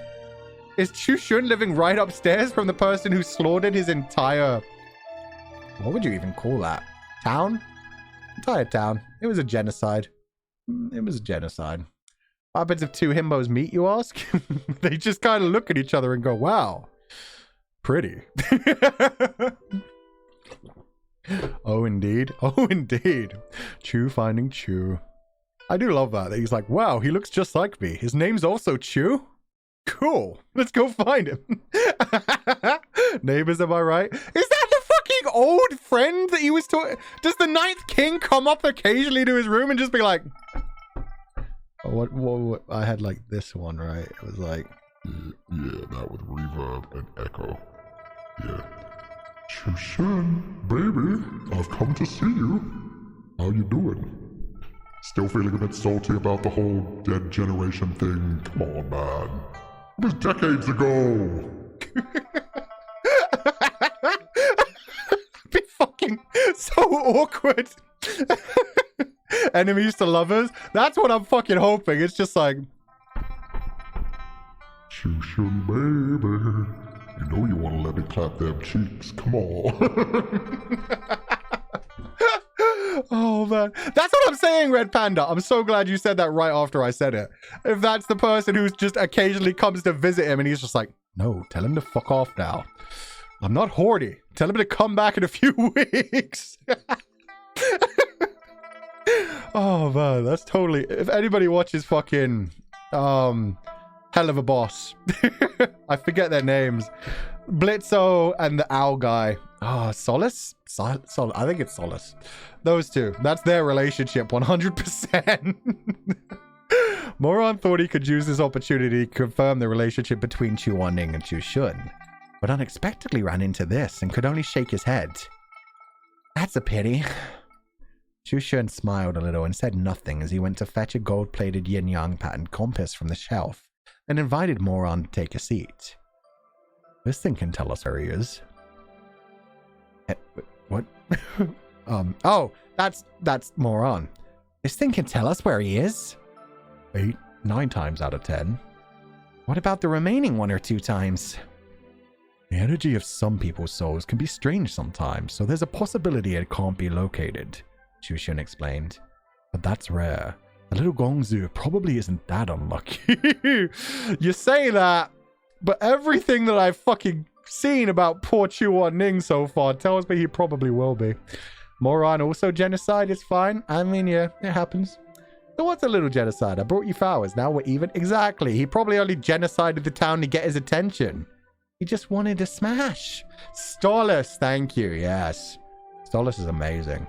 His singing is fucking incredible too. I'd fuck Stolas. Hate Blitzo always being mean to Stolas. Hey, come on. You killed my whole family. I was a different man back then. No, he just wanted his attention. I wonder who was he expecting. Yeah, I'm interested. If it wasn't the 9th Ghost King. I like the idea of the 9th Ghost King just like occasionally coming to visit him and being like, come on, you're not still salty. Come on. Chushun jinxed it. He definitely did. It's gonna happen.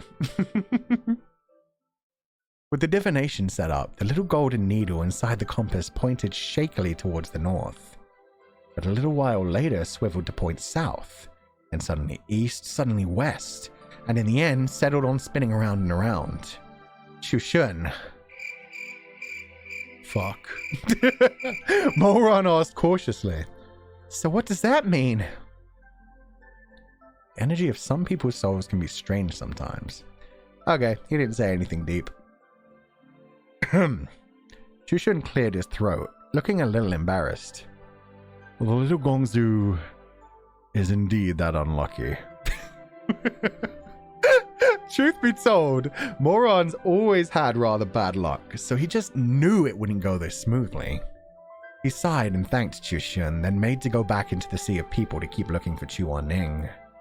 But just then, the compass suddenly stopped spinning madly, its needle pointing shakily in a certain direction as if it wasn't too sure, and a moment later nudged to the side a little bit more.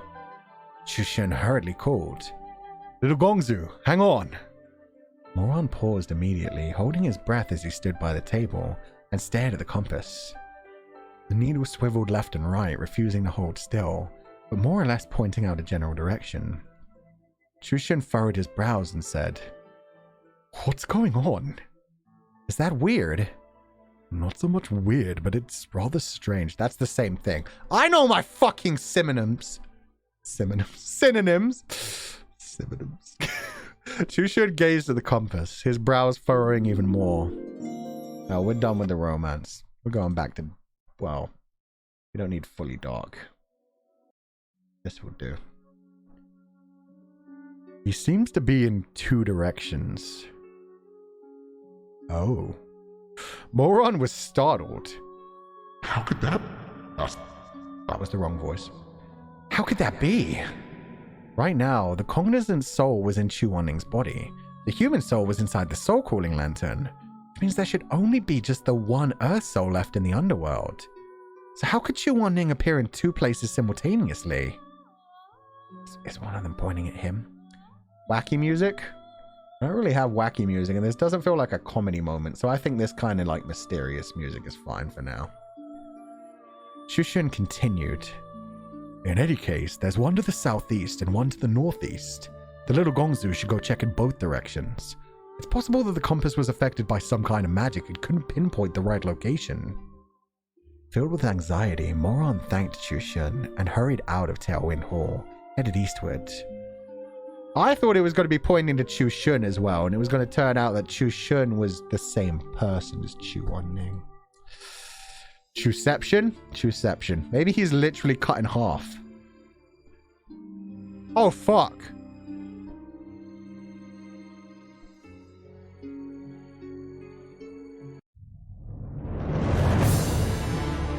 What if we've got a double Chuan-Ning, because we've got Chu Fei, who died technically only a few years ago in the one timeline, and Chuan-Ning, who died very recently in Moron's timeline. What if they're both here? What if the 2 timelines didn't change? That would mean there'd be a Taxian Jun too, though. Interesting. Bujadao. If he finds Chu Fei first, shit's gonna get bad. Phew, I don't want to brain too much theory. Yep. Brain go back to... It's fine. Filled with anxiety, Moron thanked Chushun and hurried out of Tailwind Hall, headed eastward. He ran for a long while, but his footsteps were abruptly halted by a fork in the road. Southeast or northeast? He held up the soul-calling lantern anxiously, but a little while later, as he stared at the lantern in his hand that held the human soul, he suddenly felt some kind of a strange, vague feeling in his heart. Following this feeling that seemed to vacillate between drawing closer and retreating, he walked along narrow roads and dark alleys. The feeling became more distinct the further he went. He even felt like Chuwanding's Earth Soul was calling the lantern in his hand, or rather, calling him towards a certain place.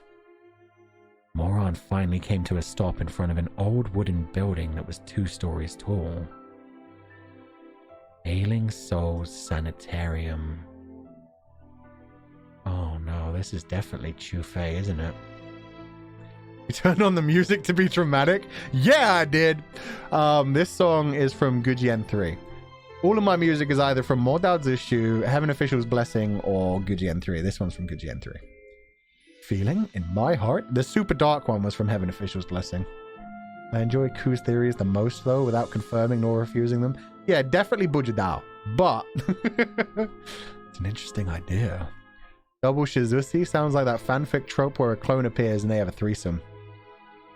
I mean, self-love is very nice. I think they should just cut Moran out, really. Just have some Chu-Fei and Chuwanding action. The man finally learns to love himself because he realizes just what good lover he is. Sanitarium, though. This is worrying. This is probably Chu-Fei's broken soul that doesn't want to do anything. He looked up, gaze sweeping across the large, heavy-looking plaque above the door.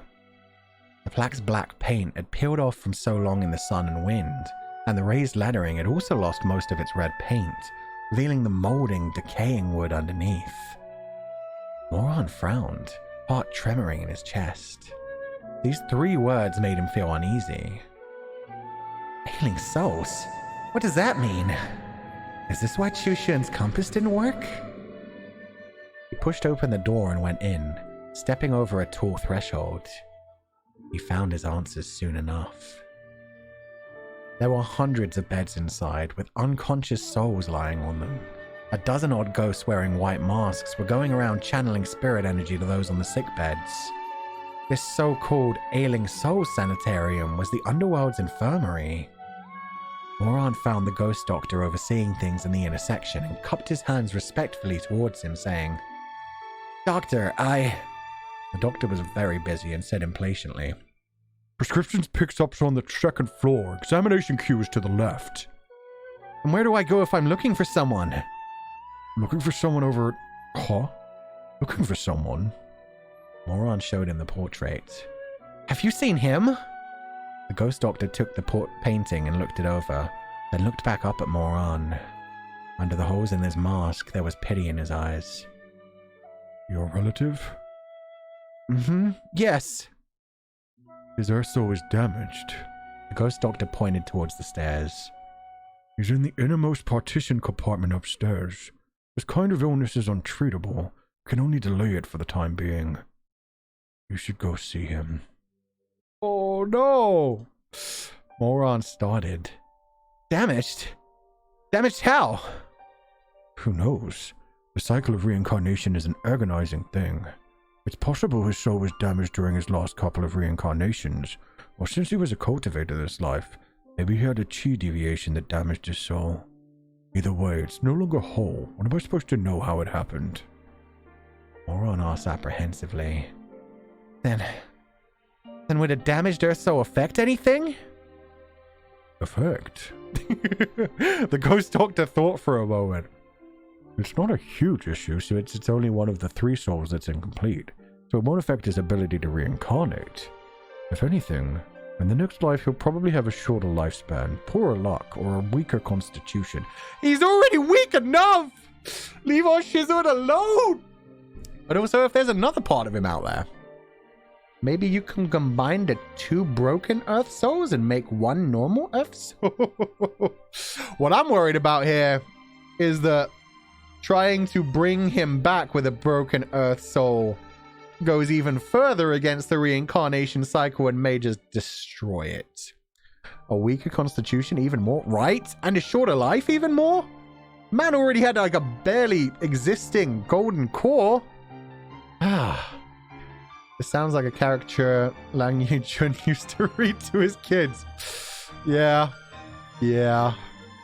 I know what cupped hands are. I know what that means. There's no reason to imagine someone cupping someone's face every time. See, when I hear cupped hands, I imagine them like making a cup like upwards, like holding them out so you're trying to collect water, and it's like, what are you begging for, moron? Even though, yeah, I know the cupped hands is like the Shifu salute martial arts thing.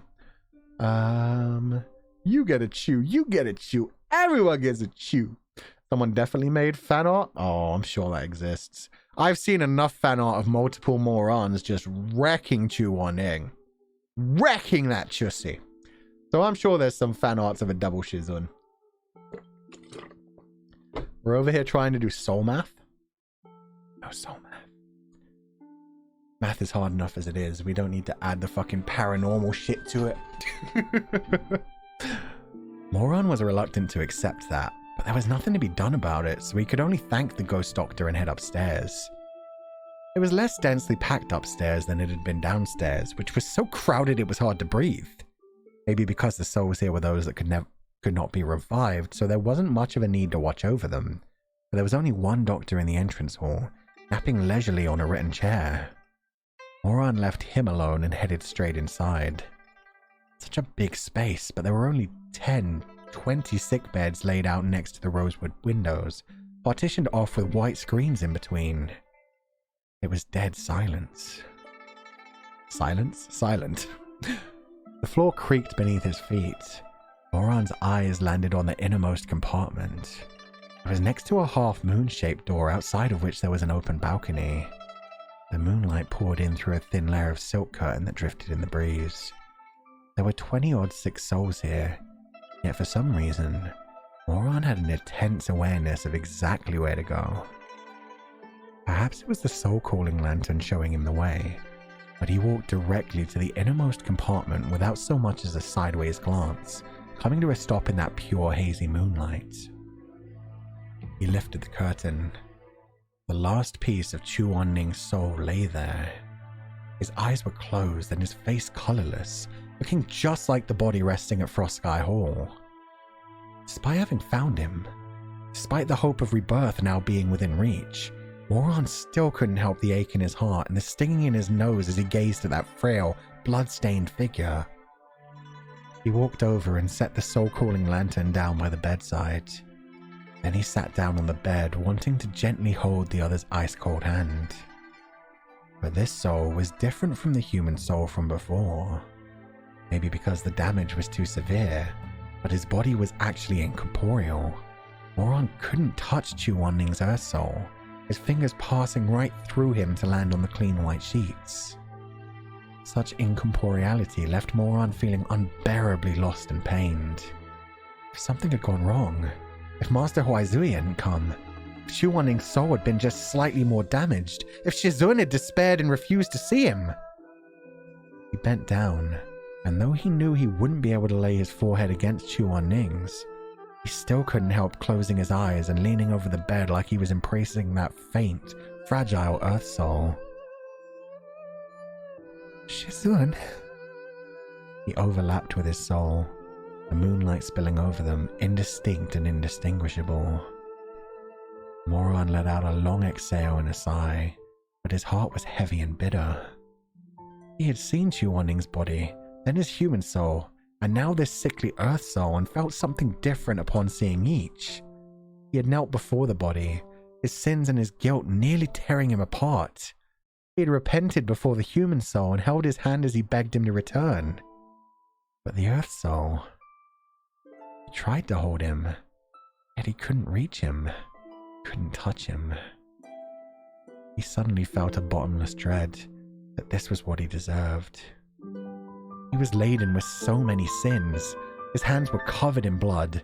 What merit, what right did he have to accompany him at his side again, to stay by his side? Moron kept his eyes closed. The wetness on his eyelashes soaked into the flimsy pillow. He once thought that the heavens were unkind to him, but that seemed to him such an absurd joke now. That wasn't the case at all. It turned out that the heavens were very kind to him. It was his own heart that was unkind, that made everything seem dark and gloomy. He was wrong. He suddenly realized that he had once walked a road of no return. He wanted to turn back. He wanted to use the rest of his life to make up for it. Use the rest of his life to pay it back. He didn't know if that would be enough to go back to the start. Forget Tashi-Jun. Forget Emperor of the Human Realm. He didn't want any of it. He wanted only to lead a proper life. To be the kind of righteous person that Chu Wan-Ning had always wanted him to be. People say that recognizing your mistakes and changing for the better was the most important part. But he had sinned so deeply. He didn't know how long it would take to make up for it. Perhaps he'll never be able to escape this endless remorse, even until the day he dies. After all, a scar cut into the waters could return to evenness, but a wound stabbed into the tree will always be there. Shizun? After a long time immersed in the light of the moon, immersed in Chu Wan-Ning's nearly see-through soul, he said in a voice like it was coaxing a child, "Come on, let's go home." He straightened up and picked up the soul-calling lantern. He recited the incantation silently, and the earth soul went inside, the faint silhouette disappearing into the lantern in no time. Moron waited. He waited for a long while, until the earth soul and the human soul had merged completely into one, and then he waited some more. But still, nothing happened. Moron's face paled. What happened? Wasn't he supposed to be able to bring Chu Wan-Ning back to the living world once the earth soul and the human soul had merged? Was Master Huaizui's spell not working? I'm not gonna read. I already read it. I can't lie. Fuck, that's a spoiler. I mean, we already knew. We already knew. But still, I shouldn't have read that. My mind just put that together too quickly when I looked to it. Lily Bones, how dare you do that incredible dad joke? Hi, I'm new here. Hello, Sad Wolfie 089. It's lovely to have you here. Thank you so much for joining us. You don't think this is sad music? Just say, dude. This is like one of the saddest tracks I have. But hello, Sad Wolfie. Thank you for joining us. Welcome to the House of Copper Hounds. What is this song? The last two songs we've played have both been from Heaven Official's Blessing. I do not know any of their names. They are all in Chinese, and I never bothered to learn them. I know the general looks of them to know when I want to play which one. He sure is bottomless. I mean, he could always become his own bottom. It's fine. It's fine. The Trissy count is rising. Yeah, we got 2. Sounds sad and okay. Yeah. I know we got sadder. My bad. I aim to entertain. It was perfect, Lily. Perfect moment. Your name is a mood. Yeah, we get a lot of sad in these streams. We had a lot of fun, horny chat earlier, so it's only right that we go back to sad now. We're good. We're good. This is going to continue to be sad for a while, huh? This is fine. Hydrates galore to replace the water from the tears. Hell yeah. We need them. I thought when he was saying it wasn't that he was unlucky, I thought he was going to finally realize it was that Shizun was unlucky. That Shizun had a hell of a bad time. Meanwhile, he's only ever been worrying about himself. Meanwhile, the life has been getting so much worse for his Shizun, who cares about him so much and has been through all of that shit alongside him. But he didn't. He was just like, no, it wasn't that the world was bad. I was bad, which is a good kind of self-realization in its own way. And certainly him being like, yo, I just want to go back and be a good person. Be the person my Shizun wanted me to be. I'll be good. I'll take care of people. That's fucking sweet. I'm glad to hear that. He's grown so much. Baby boy, dumb husky. Void Milo, thank you so much for following. Welcome to the House of Copper Hounds, and it's lovely to have you here. Oh, and same for Sad Wolfie. I didn't see that you followed 2 minutes ago. Thank you so much for following. Welcome to the House of Copper Hounds, and I hope you enjoy your stay. Not crying yet, but wait for it. We'll probably cry by the end of this.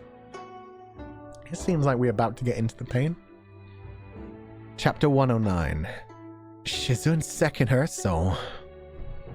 Head numb and thoughts a jumble of white noise, Moron's hands and feet felt like ice as he hugged Chuan-Ning's soul to himself and went back downstairs in a daze. Doctor? You again? What is it this time? You sure that's the one upstairs? Oh, you sure that the one upstairs is my Shizun's Earth Soul, right? The ghost doctor was rather annoyed. Of course it is. I wouldn't get something like that wrong. Still refusing to give up, Moron tried again. Could it be the cognizant soul or what? The ghost doctor tisked. A person has 3 souls, Earth, Cognizance, and Human.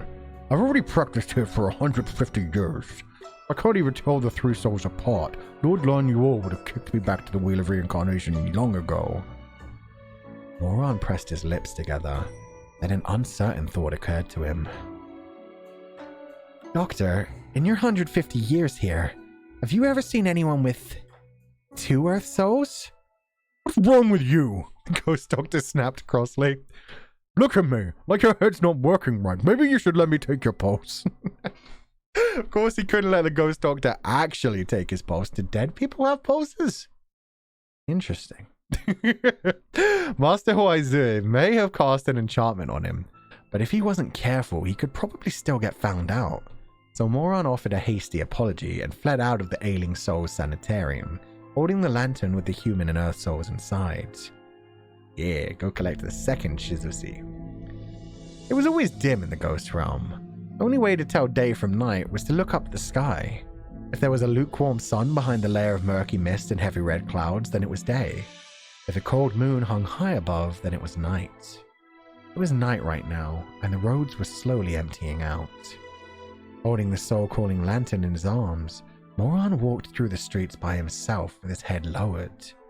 He didn't know what to do, and the more he walked, the more helpless and alone he felt.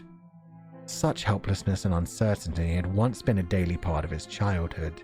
Having to face these feelings once again now unsettled him. He remembered the people he used to know back when he was getting by at the pleasure house. The House of Drunken Jade had gone up in flames in the end. Everyone died, but he alone survived. That's worrying. Are we ever going to hear how that happened? Counting the years, everyone, aside from his mom, had probably yet to be reincarnated. He didn't know whom he might run into if he just kept walking like this. Shit. When did you... Oh yeah, his mom died early. That's why he ended up in the pleasure house. Even though his mom had been there too. Interesting. So he could run into all of his old friends. Oh well. From the first life or the second life. Timelines, man. Lantern Pokeball. Gotta catch 'em all. Pikachu. No pulses, your vibe. New Vider. I don't know about using the term vibe into that. Moron looking for his Shizushis. Yeah, he gotta catch 'em all. Gotta combine them. And then evolve them into a brand spanking new Chushun. What's a thick liquid? Don't think about it. We did that earlier. It's fine. It's fine. We will hear about it, but it will be a really long time. Ah, okay. If you got it, I'll spray myself. Good! You get the Kuno! Ha! About time. Somebody other than me got told off. Then he thought of Shuimeng. He thought of Shuimeng's angry bellows as he tried to wrest the soul-calling lantern from his hands, calling him a goddamn scourge. What right do you have? Have you no shame? Hugging the lantern to himself, Moron walked slower and slower until he stopped next to a wall, the rims of his eyes red despite his best efforts. He gazed at that gentle golden flame with his head lowered and muttered in a tiny voice. Shizun, is that you? That you really don't want to go back with me? Is it that you? That would have made much more sense. Fuck, my bad. The flame didn't answer, only continued to burn silently. He stood there for a long time before he managed to calm back down. The underworld was so big, but he didn't know where or whom he could go to. Then he suddenly thought of Chushan and hurriedly ran towards Tailwind Hall like he'd grasped a lifeline. When he got there, Tailwind Hall was just about to close and a masked ghost was shutting the doors and locking up. Moran hastily stopped him, entreating apprehensively. "Sorry, but please wait." "It's you?" The masked person was the same one that had led him upstairs earlier. He paused for a moment, then said, "What did you come back for?" "Sorry to trouble you, but it's urgent." Moran had run too fast. He panted for breath, eyes bright yet anxious. He swallowed and said hoarsely, "I want to see Sir Chushan again." Chushan was staring absently at a branch of Haitong blossoms in a slender white porcelain vase and was startled to suddenly see Moran return. "Why did the little Gongzu come back? Were you unable to find him?" Moran replied, "I found him, but I... Chushan saw how tense and anxious he was, and guessed that whatever trouble he had must be difficult to talk about. So he invited him in and closed the door, saying, "Have a seat." Worried that Chushan might notice something off if he kept the soul-calling lantern in his hands, Moran put it away in his Chan Kun pouch. It wasn't that he thought Chushan was a malicious ghost, but something like a living person sneaking into the underworld was best kept secret from the ghost seer if at all possible. The little Gongzu went to the southeast? Chushan thought for a moment, then said, "It was the Ailing Soul Sanitarium, wasn't it?" Moran nodded and weighed his words before saying, "I saw him at the Ailing Soul Sanitarium, but it's an incomplete Earth Soul that can't move or speak. He even looks different from the other ghosts, half transparent, can be seen but can't be touched." Damaged Earth Souls are generally like that. Chushan's expression was somber. Some souls that have been agitated could even scatter, never to be gathered again. Moran chewed on his lips, then said hesitantly, "The doctor there said that people whose souls are incomplete will have certain impairments in life during their reincarnations. But the person I'm looking for was just fine in life, so I was wondering if there might have been a mistake somewhere." He paused for a while, lifting his head to look towards Chushan. "Sir Chu, is it possible for someone to have 2 Earth Souls?" Chushan faltered. 2 Earth Souls? Unlike the doctor at the Ailing Soul Sanitarium, who had immediately shot down Moran's hypothesis, Chushan mulled it over carefully for a while with his gaze downcast, and then said, "I suppose it isn't impossible." A tremor ran through Moran's body and his head snapped up, eyes bright in the dim candlelight of the room. "Really?" Chushan inclined his head. "Normally a person only has 3 ethereal souls and 7 corporeal spirits, but I once knew a woman with 2 cognizant souls." "Could you tell me more?" Chushan shook his head, his eyelashes dropping lower and trembling slightly. He took a moment to steady himself before saying, "It's all things long past now. I'd rather not talk about it. That person is suffering in the 7th level of hell right now. Anyone whose soul is abnormal, once found by Yan Luo, is sent to the 7th level to be slowly peeled apart." His words made Moran even more anxious, and in the dim light he didn't notice the pain in Chushan's eyes when he asked, "Why does that woman have an extra cognizant soul? Normally people only need to gather their 3 souls after the 7th day, so if someone has an extra Earth soul, then would all 4 souls need to be gathered?" "That is probably the case." "Then the woman you mentioned," I'm pausing this right here, it's got to be his wife, right? That's why he feels so sad. He's thinking about his wife who technically did horrible things to their own child. It wasn't really her fucking fault. And the idea of her being tortured in the lower rings of hell for that is really fucked up. I really also don't like the way that it's just anyone whose soul is abnormal. Not anyone who did horrible things.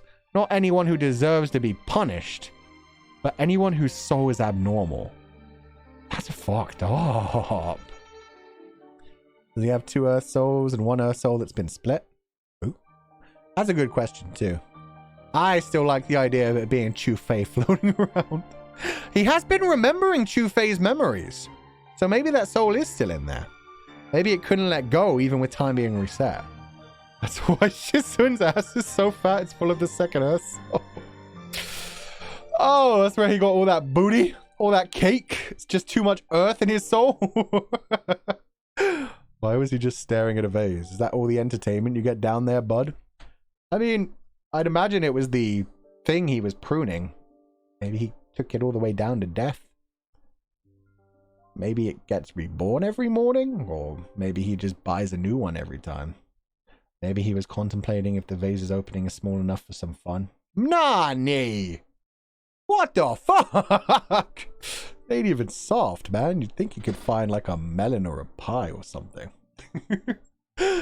Ghost, no being mean with the brain clicking. Ah, the brain clicking. Let's see. Medical experimentation still exists in the afterlife? Yeah, that's how they do be doing it. Gotta find out what's wrong with the soul, even if it tortures the one who has it. Ah. Yeah, okay. She was used by the Ninth King in death, forced back to the living world. Chushan paused, the slender fingers resting on his knees, slowly clenching into a fist. To the living world, and ate her own child alive. Moron abruptly recalled the past events of Linan that he had borne witness to at the Peach Blossom Springs. And only then did he realize that the woman of whom Chushan spoke was actually his wife, that these were his most painful memories.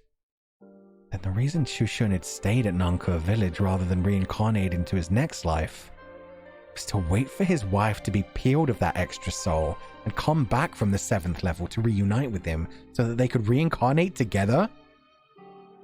Moron couldn't bear to pry any more than he already had. Chushan said no more of it either. To mention something like this again, in just these few understated words. Ate her own child alive.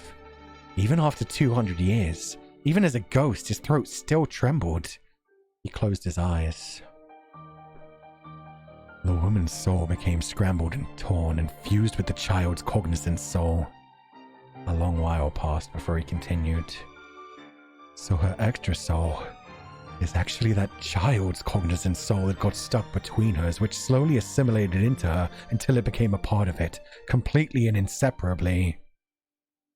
This person, in death as in life, always endured his own pain to help others. Moron felt horrible. He couldn't say it directly and could only say, "You don't have to say anymore, I understand now." The reason I'm telling you these things is to let you know that if the Chu Gongzu you're looking for really does have 2 Earth Souls, and most likely one of them was not originally his.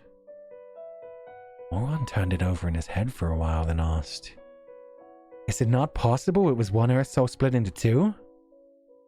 It's possible, but not in your case. Uh-oh. That got very terrifying. Does he know Moron? How come? Chushan explained. I've seen a soul split in 2 as well, but that's another story. Something like that generally only happens when someone has sinned so deeply and killed so wantonly that their souls are unable to bear it and shatter as a result.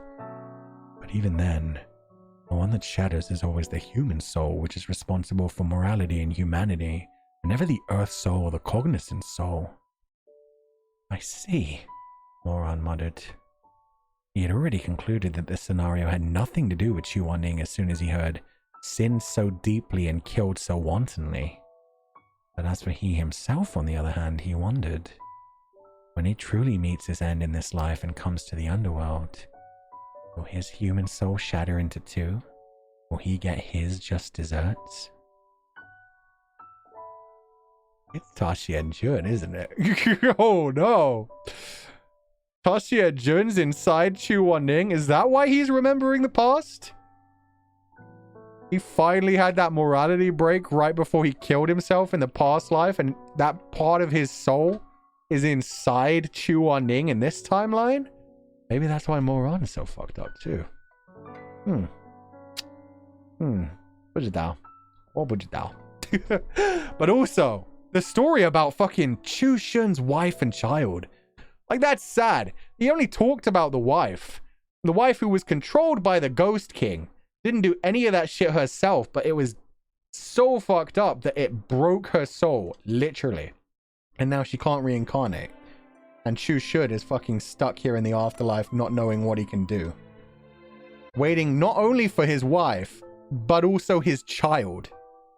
The only two members of his family, which are tangled together and unable to reincarnate, and continuously being cut to pieces. Oh, man.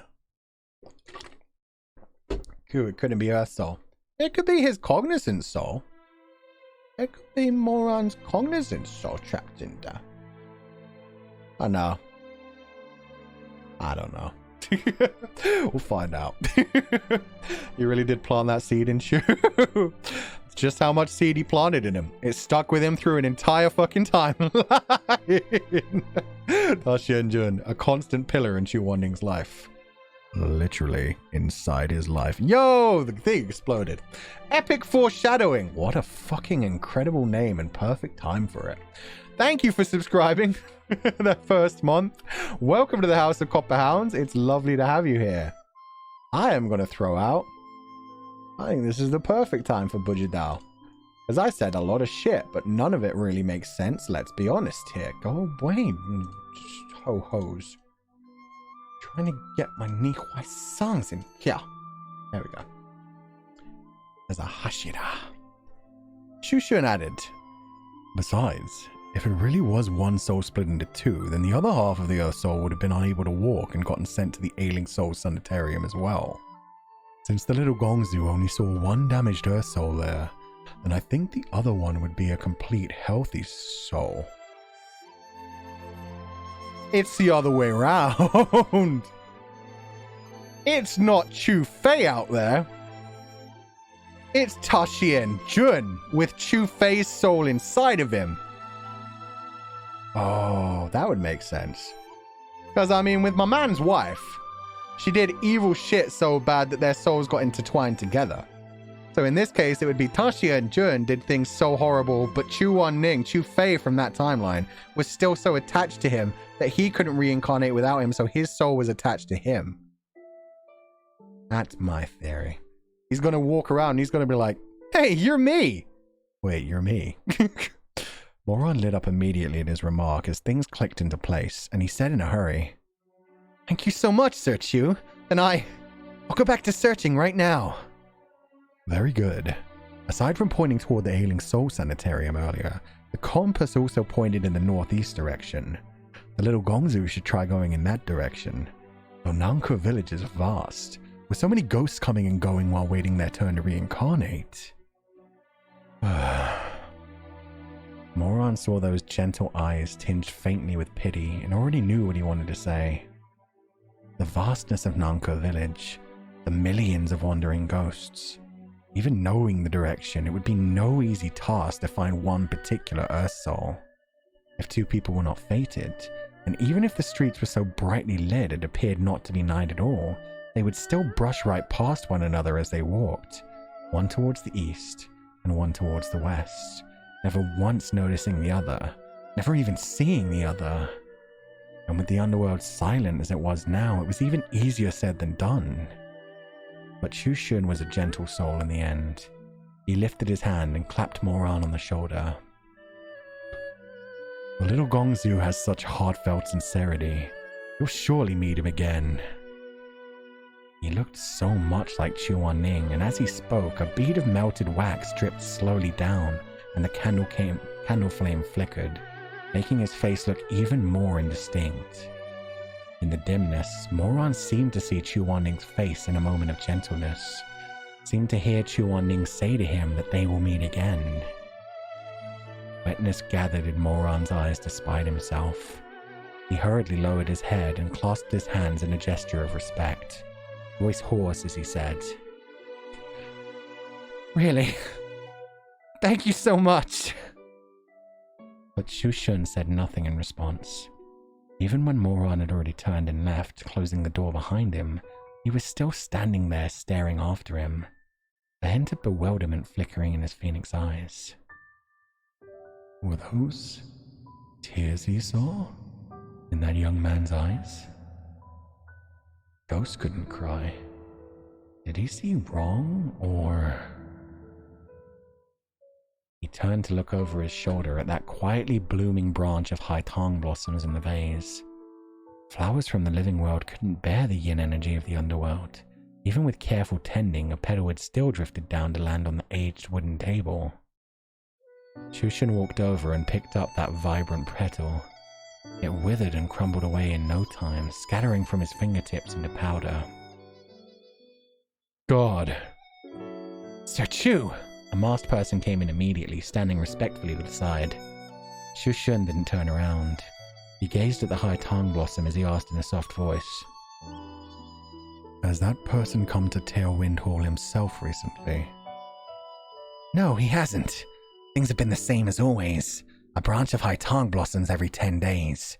He dares not come here to Tailwind Hall himself, and always has someone else deliver it for him. What is it, sir? Was there something off about that gongzu just now? If that person dares send people to bother you, you can always ask Lord Lanlo to. No. Shushan broke out of his daze and interrupted him, turning to smile lightly at his subordinate. He exhaled. It's nothing. He probably wasn't sent by that person. And even if he was, that child came only to look for someone. It had nothing to do with me. But if that person did send him here, then why did you just still go to the trouble? He had no involvement in that wrong. Shushan stood quietly next to the flowering branch, his robes the color of snow.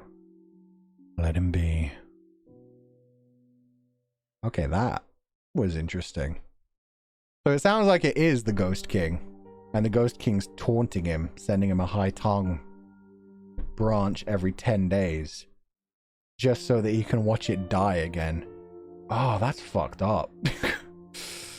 That's really fucked up. Just continuously reminding him things can't survive here. This is what's happening to your wife and child continuously. They're being torn to pieces.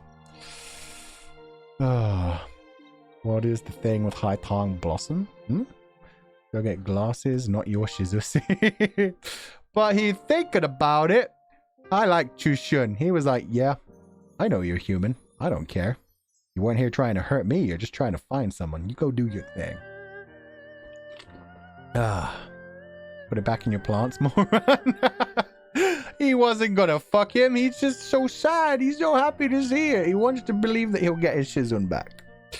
This sounds like me when I'm not wearing glasses. Can't recognize even my own family. Remember how you said we weren't going to do soul math? Well, we did soul math. How dare you? In my stream? Terrible. Shu soul is the X. Too much math for me. It's just a theory. A soul theory. I'm looking up the math. Got buried in Bujadaos. I don't see any X's or mathematical formula. Shu soul is the X. I only see the X. Find the correct formula X. I don't. I'm out. I give up. You gave me this power. The Ghost King is the ghost real. How does he get a high tong? I mean, he can do whatever he wants in the real world, it seems. He's the one who gets to have a look at what's going on in the real world. So I guess the 9th Ghost King still has free movement between the two realms. Very interesting. Because he's a king. Exactly, Indadad, because he's a fucking king. He doesn't listen to Yanluo. He does what he fucking feels like. I feel like it's the monk instead of the Oh. That would genuinely make so much sense. Since we feel like... Yeah. Since we thought the monk might have been talking more about Chu Shun than Chu Wanning. When it talked about the student going down and getting involved in a war. Maybe it is the monk. Interesting. And this is just the monks. Oh, I'm confused. I don't know. Bujidao. We'll find out. I get what you're saying, though. The idea that the monk is still trying to possibly apologize rather than taunt the original, like, Chushun, who he possibly grew up with. Yeah, because we heard that bit. We heard about him knowing Chushan back then, being trained by him, right? Oh, man. Wait, what monk? The master, Shizun, who knew Chushan on some level. I forget whether he was trained by him or they trained together or something. But he talked about having known a person who died trying to save, and yeah, they made it very clear it was Chushan. Bai Zui, yes, that person. That person. Oh, put it down, put it down. The streets were desolate. Moron left Tailwind Hall and headed northeast, going door to door with Chu Wanning's portrait. But it was like trying to find a needle at the bottom of the sea. Those he showed the portrait to waved their hands no. Some didn't even want to look at all before walking past him. The person in the drawing? Never seen him before. Haven't seen him. Don't disrupt my business. Out of my way. So damn annoying. Do you not see what time it is? Piss off. A portrait. Get it out of my face. Although the residents of Nanko village were all ghosts, these ghosts had yet to sever their emotions and desires. Living together like this, most of them had gradually settled back into how they used to spend their days in the living world. While waiting out their 8 to 10 long years, they would seek out some friends or relatives, or else adopt a dead cat or a dead dog. Simply put, they lived as they had when they were still alive. And so although they did not need to sleep, they would still lie down in their beds to rest when the moon climbed high up in the sky. There are dead cats and dogs here. That's so fucking cute. Oh man, I'm so glad to hear that animals get there too. Hope the bugs and other shit don't get there though.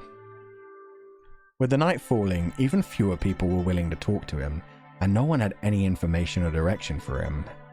He walked by himself down that long, endless street stretching into the northeast, knocking on every door and visiting every house, keeping his head down while smiling apologetically. I already told you, I saw wrong. I thought about it more and the person I saw actually wasn't the one in the drawing. Can you just leave me alone already? The bearded man was what? Okay. The bearded man was getting ready to retire for the night with his wife and kids of the underworld, trying to close the door.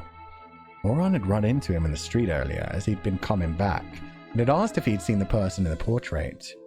He'd thought for a while and then said that he seemed to remember seeing him around the East Market a couple days ago.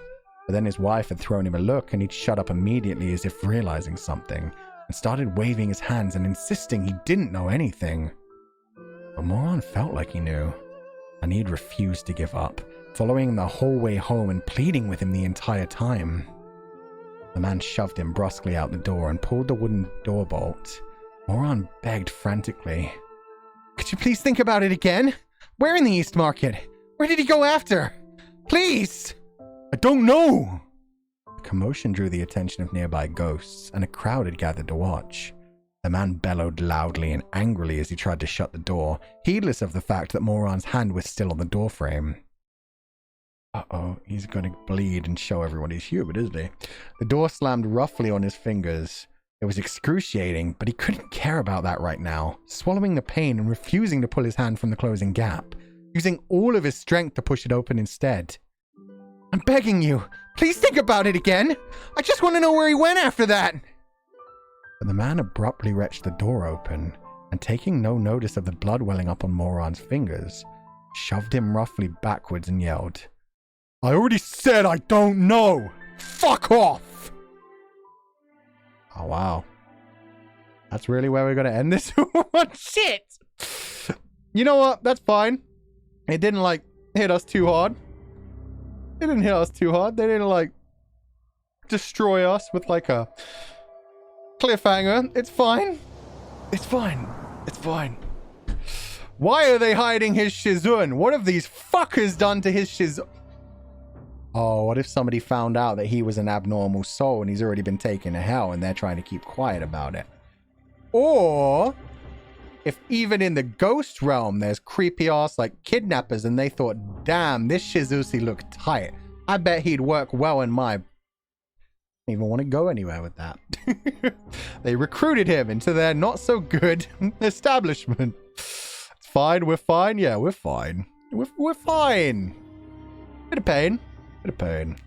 Sounds like one of those door solicitors do you have a minute to talk about my Lord and Savior, Chu Wanning? He's so pretty, right? First media I've seen let cats into heaven as well as dogs. Good, keep that energy. Only dogs! No cats! Cats don't have souls! I'm kidding. But yeah, I realized after I said it that being like, I hope they don't let bugs in, because it's like, bugs don't have souls! And I remember this is based around, yeah, the reincarnation cycle where everything have a soul. Even the books. They were just bad souls. Do they have to wait for 8 to 10 years? Somebody have to preside over dogs and cats? Ah, Spot, you've been a good boy. This time we're going to make you a man. I'm sorry. Life as a cat was probably very good for you, but unfortunately you have to be a human this time. It's gonna fucking suck, buddy. I gotta tell you. It's fine. It's fine. A little bit of pain. Just a little bit of pain. Also, he's bleeding. Moron is bleeding. Ghosts aren't supposed to bleed. Someone's gonna notice that. And there's a commotion going on. Cats have 9 lives? True. It doesn't mean they have 9 souls. Only 1 soul. Maybe they have 9 Earth souls. Maybe they never get reincarnated. Maybe fuck them if they have 9 Earth souls. There you. Cats have souls. 7 of them plus those they steal from us. Okay, you know, that I can get behind. I can imagine cats eating human souls. That is a fact in my opinion now. Thank you. That's my new headcanon. Cats are soul eaters. Fucking perfect. Oh man, we say 7 in Spanish. Yeah, I think it's 9. Cats have 9 lives in, like, yeah, English culture at least. You have a soul and you have a soul, and my half-dead potted plant in the corner has a soul as well. Oh god, there's gotta be so many potted plants waiting for me in hell. I have 3 alive right now. I have a spider plant, a Boston fern, and lucky bamboo shaped like a heart. Yeah. Yeah. I have 3 that are living. It's fine. Killed so many before, though. So turtles are there as well? Turtles have to be there. Turtles and, like, cranes, tigers, and lions. They're like dragons. Yeah, they should all be there. Those are, like, incredibly important. Choo-Choo is a cat, then Moron's got more looking to do. Oh god, he's got 9 souls out there. Now we know. What about crows? I mean, Typhsure would be fucked in this underworld. If there are cats, I'm sure there are crows. I'm sorry. You can say whatever you like about cats, but crows are smarter than cats. Crows definitely have a soul more than a cat does. Those shits are fucking smart. They use tools and shit. They remember people's faces. Crows definitely have souls. They just don't want to pretend to be human. They know they're better getting by themselves. Dropping fucking nuts in front of cars and using humans as tools. Can you paint with all the colors of the dead? Oh, we talking necromancer? Shit! Is intelligence linked to souls now? The way I look at it, yeah. Because it's more, not intelligence, but like consciousness. The way I think of as a soul is like you have to be conscious to have a soul, in my mind view. Obviously, I don't think that's based on any religion. It's just like, I don't think ants have souls. I don't even actually believe in souls myself. I'm fucking agnostic. But if I believed in souls, then yeah, ants are like one giant organism between the bunch of them. They don't think, they just react. To me, the soul would be kind of like a brain-based kind of thing. Anything that doesn't have a brain, in my opinion, wouldn't have a soul because it doesn't have consciousness. It doesn't, I think, therefore I am. It don't think, therefore it don't. Yeah, that goes against many religions. Oh, man. I overwatered one once, it drowned. Good thing about bamboo. Pretty much impossible to kill unless you just never water it. I'm the only one being kicked out of reincarnation by shit, Seb is a bug. I mean, that's a thing. That's a thing in fucking Japan and China. That if you, yeah, you evolve a soul.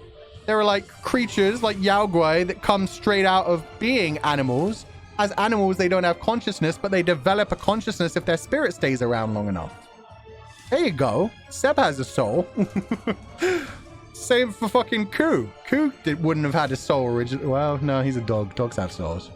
but he didn't have consciousness. He was just, I want food, I want hump. I no want cold. I want warm food. Yeah. And then he got a consciousness and he fucking regretted it. Man, he should have passed on. I think soul is more like a memory. See, yeah, I'm good with that. Like, that's what I mean when I was like, yeah, crows have souls. They recognize things. They have intelligence. Bugs don't recognize things. They all react to stimuli. Jellyfish have souls. Octopuses have like 12 souls. I think octopuses have like a soul in each tentacle. Octopuses are fucking wild. Oh, man. Ants have simple brains, though? Do they, though? Or is it just a simple bunch of neurons that reacts to stimuli? Do you call that a brain? I mean, I suppose they technically call it a brain. It is an organ. It's enough nerve endings, I guess, to be an organ rather than a fucking... You know what? This is a dumb conversation. I'm backpedaling the shit out of this. I suppose I don't have a consciousness then? Then you're doing better than most of us. I think a lot of people don't have consciousnesses. A lot of people that are alive, they're just like living their lives, not very conscious of what's going on around them. They're the lucky ones. My Papa Leo says hi, crew. What's up, Leo? Hope you're having a good day. He's a good boy. Leo's a good boy. Everybody say hi, Leo, to the good boy. The crew wanted paintings and trinkets as stories, at least according to Baby Girl. Ah. Makes sense. Are we feeling like raiding tonight? Let's see. Zelda CW is definitely on. I saw her going live. Yeah, she's still live. Only 46 people? She normally has like 100. Jupiter Arcana, Orihime, and Aki. Yeah, we'll raid Zelda CW. We haven't done it this week. It's the first time we get to do that this week, so yeah. Thank you all for joining me for this stream. I get it. When you ask me who we raiding, you're saying, I'm done with this stream. I get it. I'll release you. No, don't let me hold you back. I'll let you go where you want to go. Fine. It's fine. We'll raid. I'll leave. Thank you so much for the raid message. I could have talked for like another 10 minutes. We'll raid. Raid Zelda CW. Thank you all for joining us today. I hope you had a lovely stream. Next time, we're going to find out what the heck is going on in the dead world. What does Shizun's second soul look like? And why are people afraid of mentioning Shizun's soul? Did the bad guy get it? The bad guy who's torturing Shun even? We'll find out. Thank you all for joining. And I will see you guys next time. When are we expecting you again? Not tomorrow. Tomorrow I'm doing shopping. Why are even the fucking things aren't working anymore? The credits. That sucks. Shit. Sucks. Anyway, not tomorrow. Hopefully the day after. Yeah. Hopefully we'll be back. Have a good night, guys, and I will see you next time.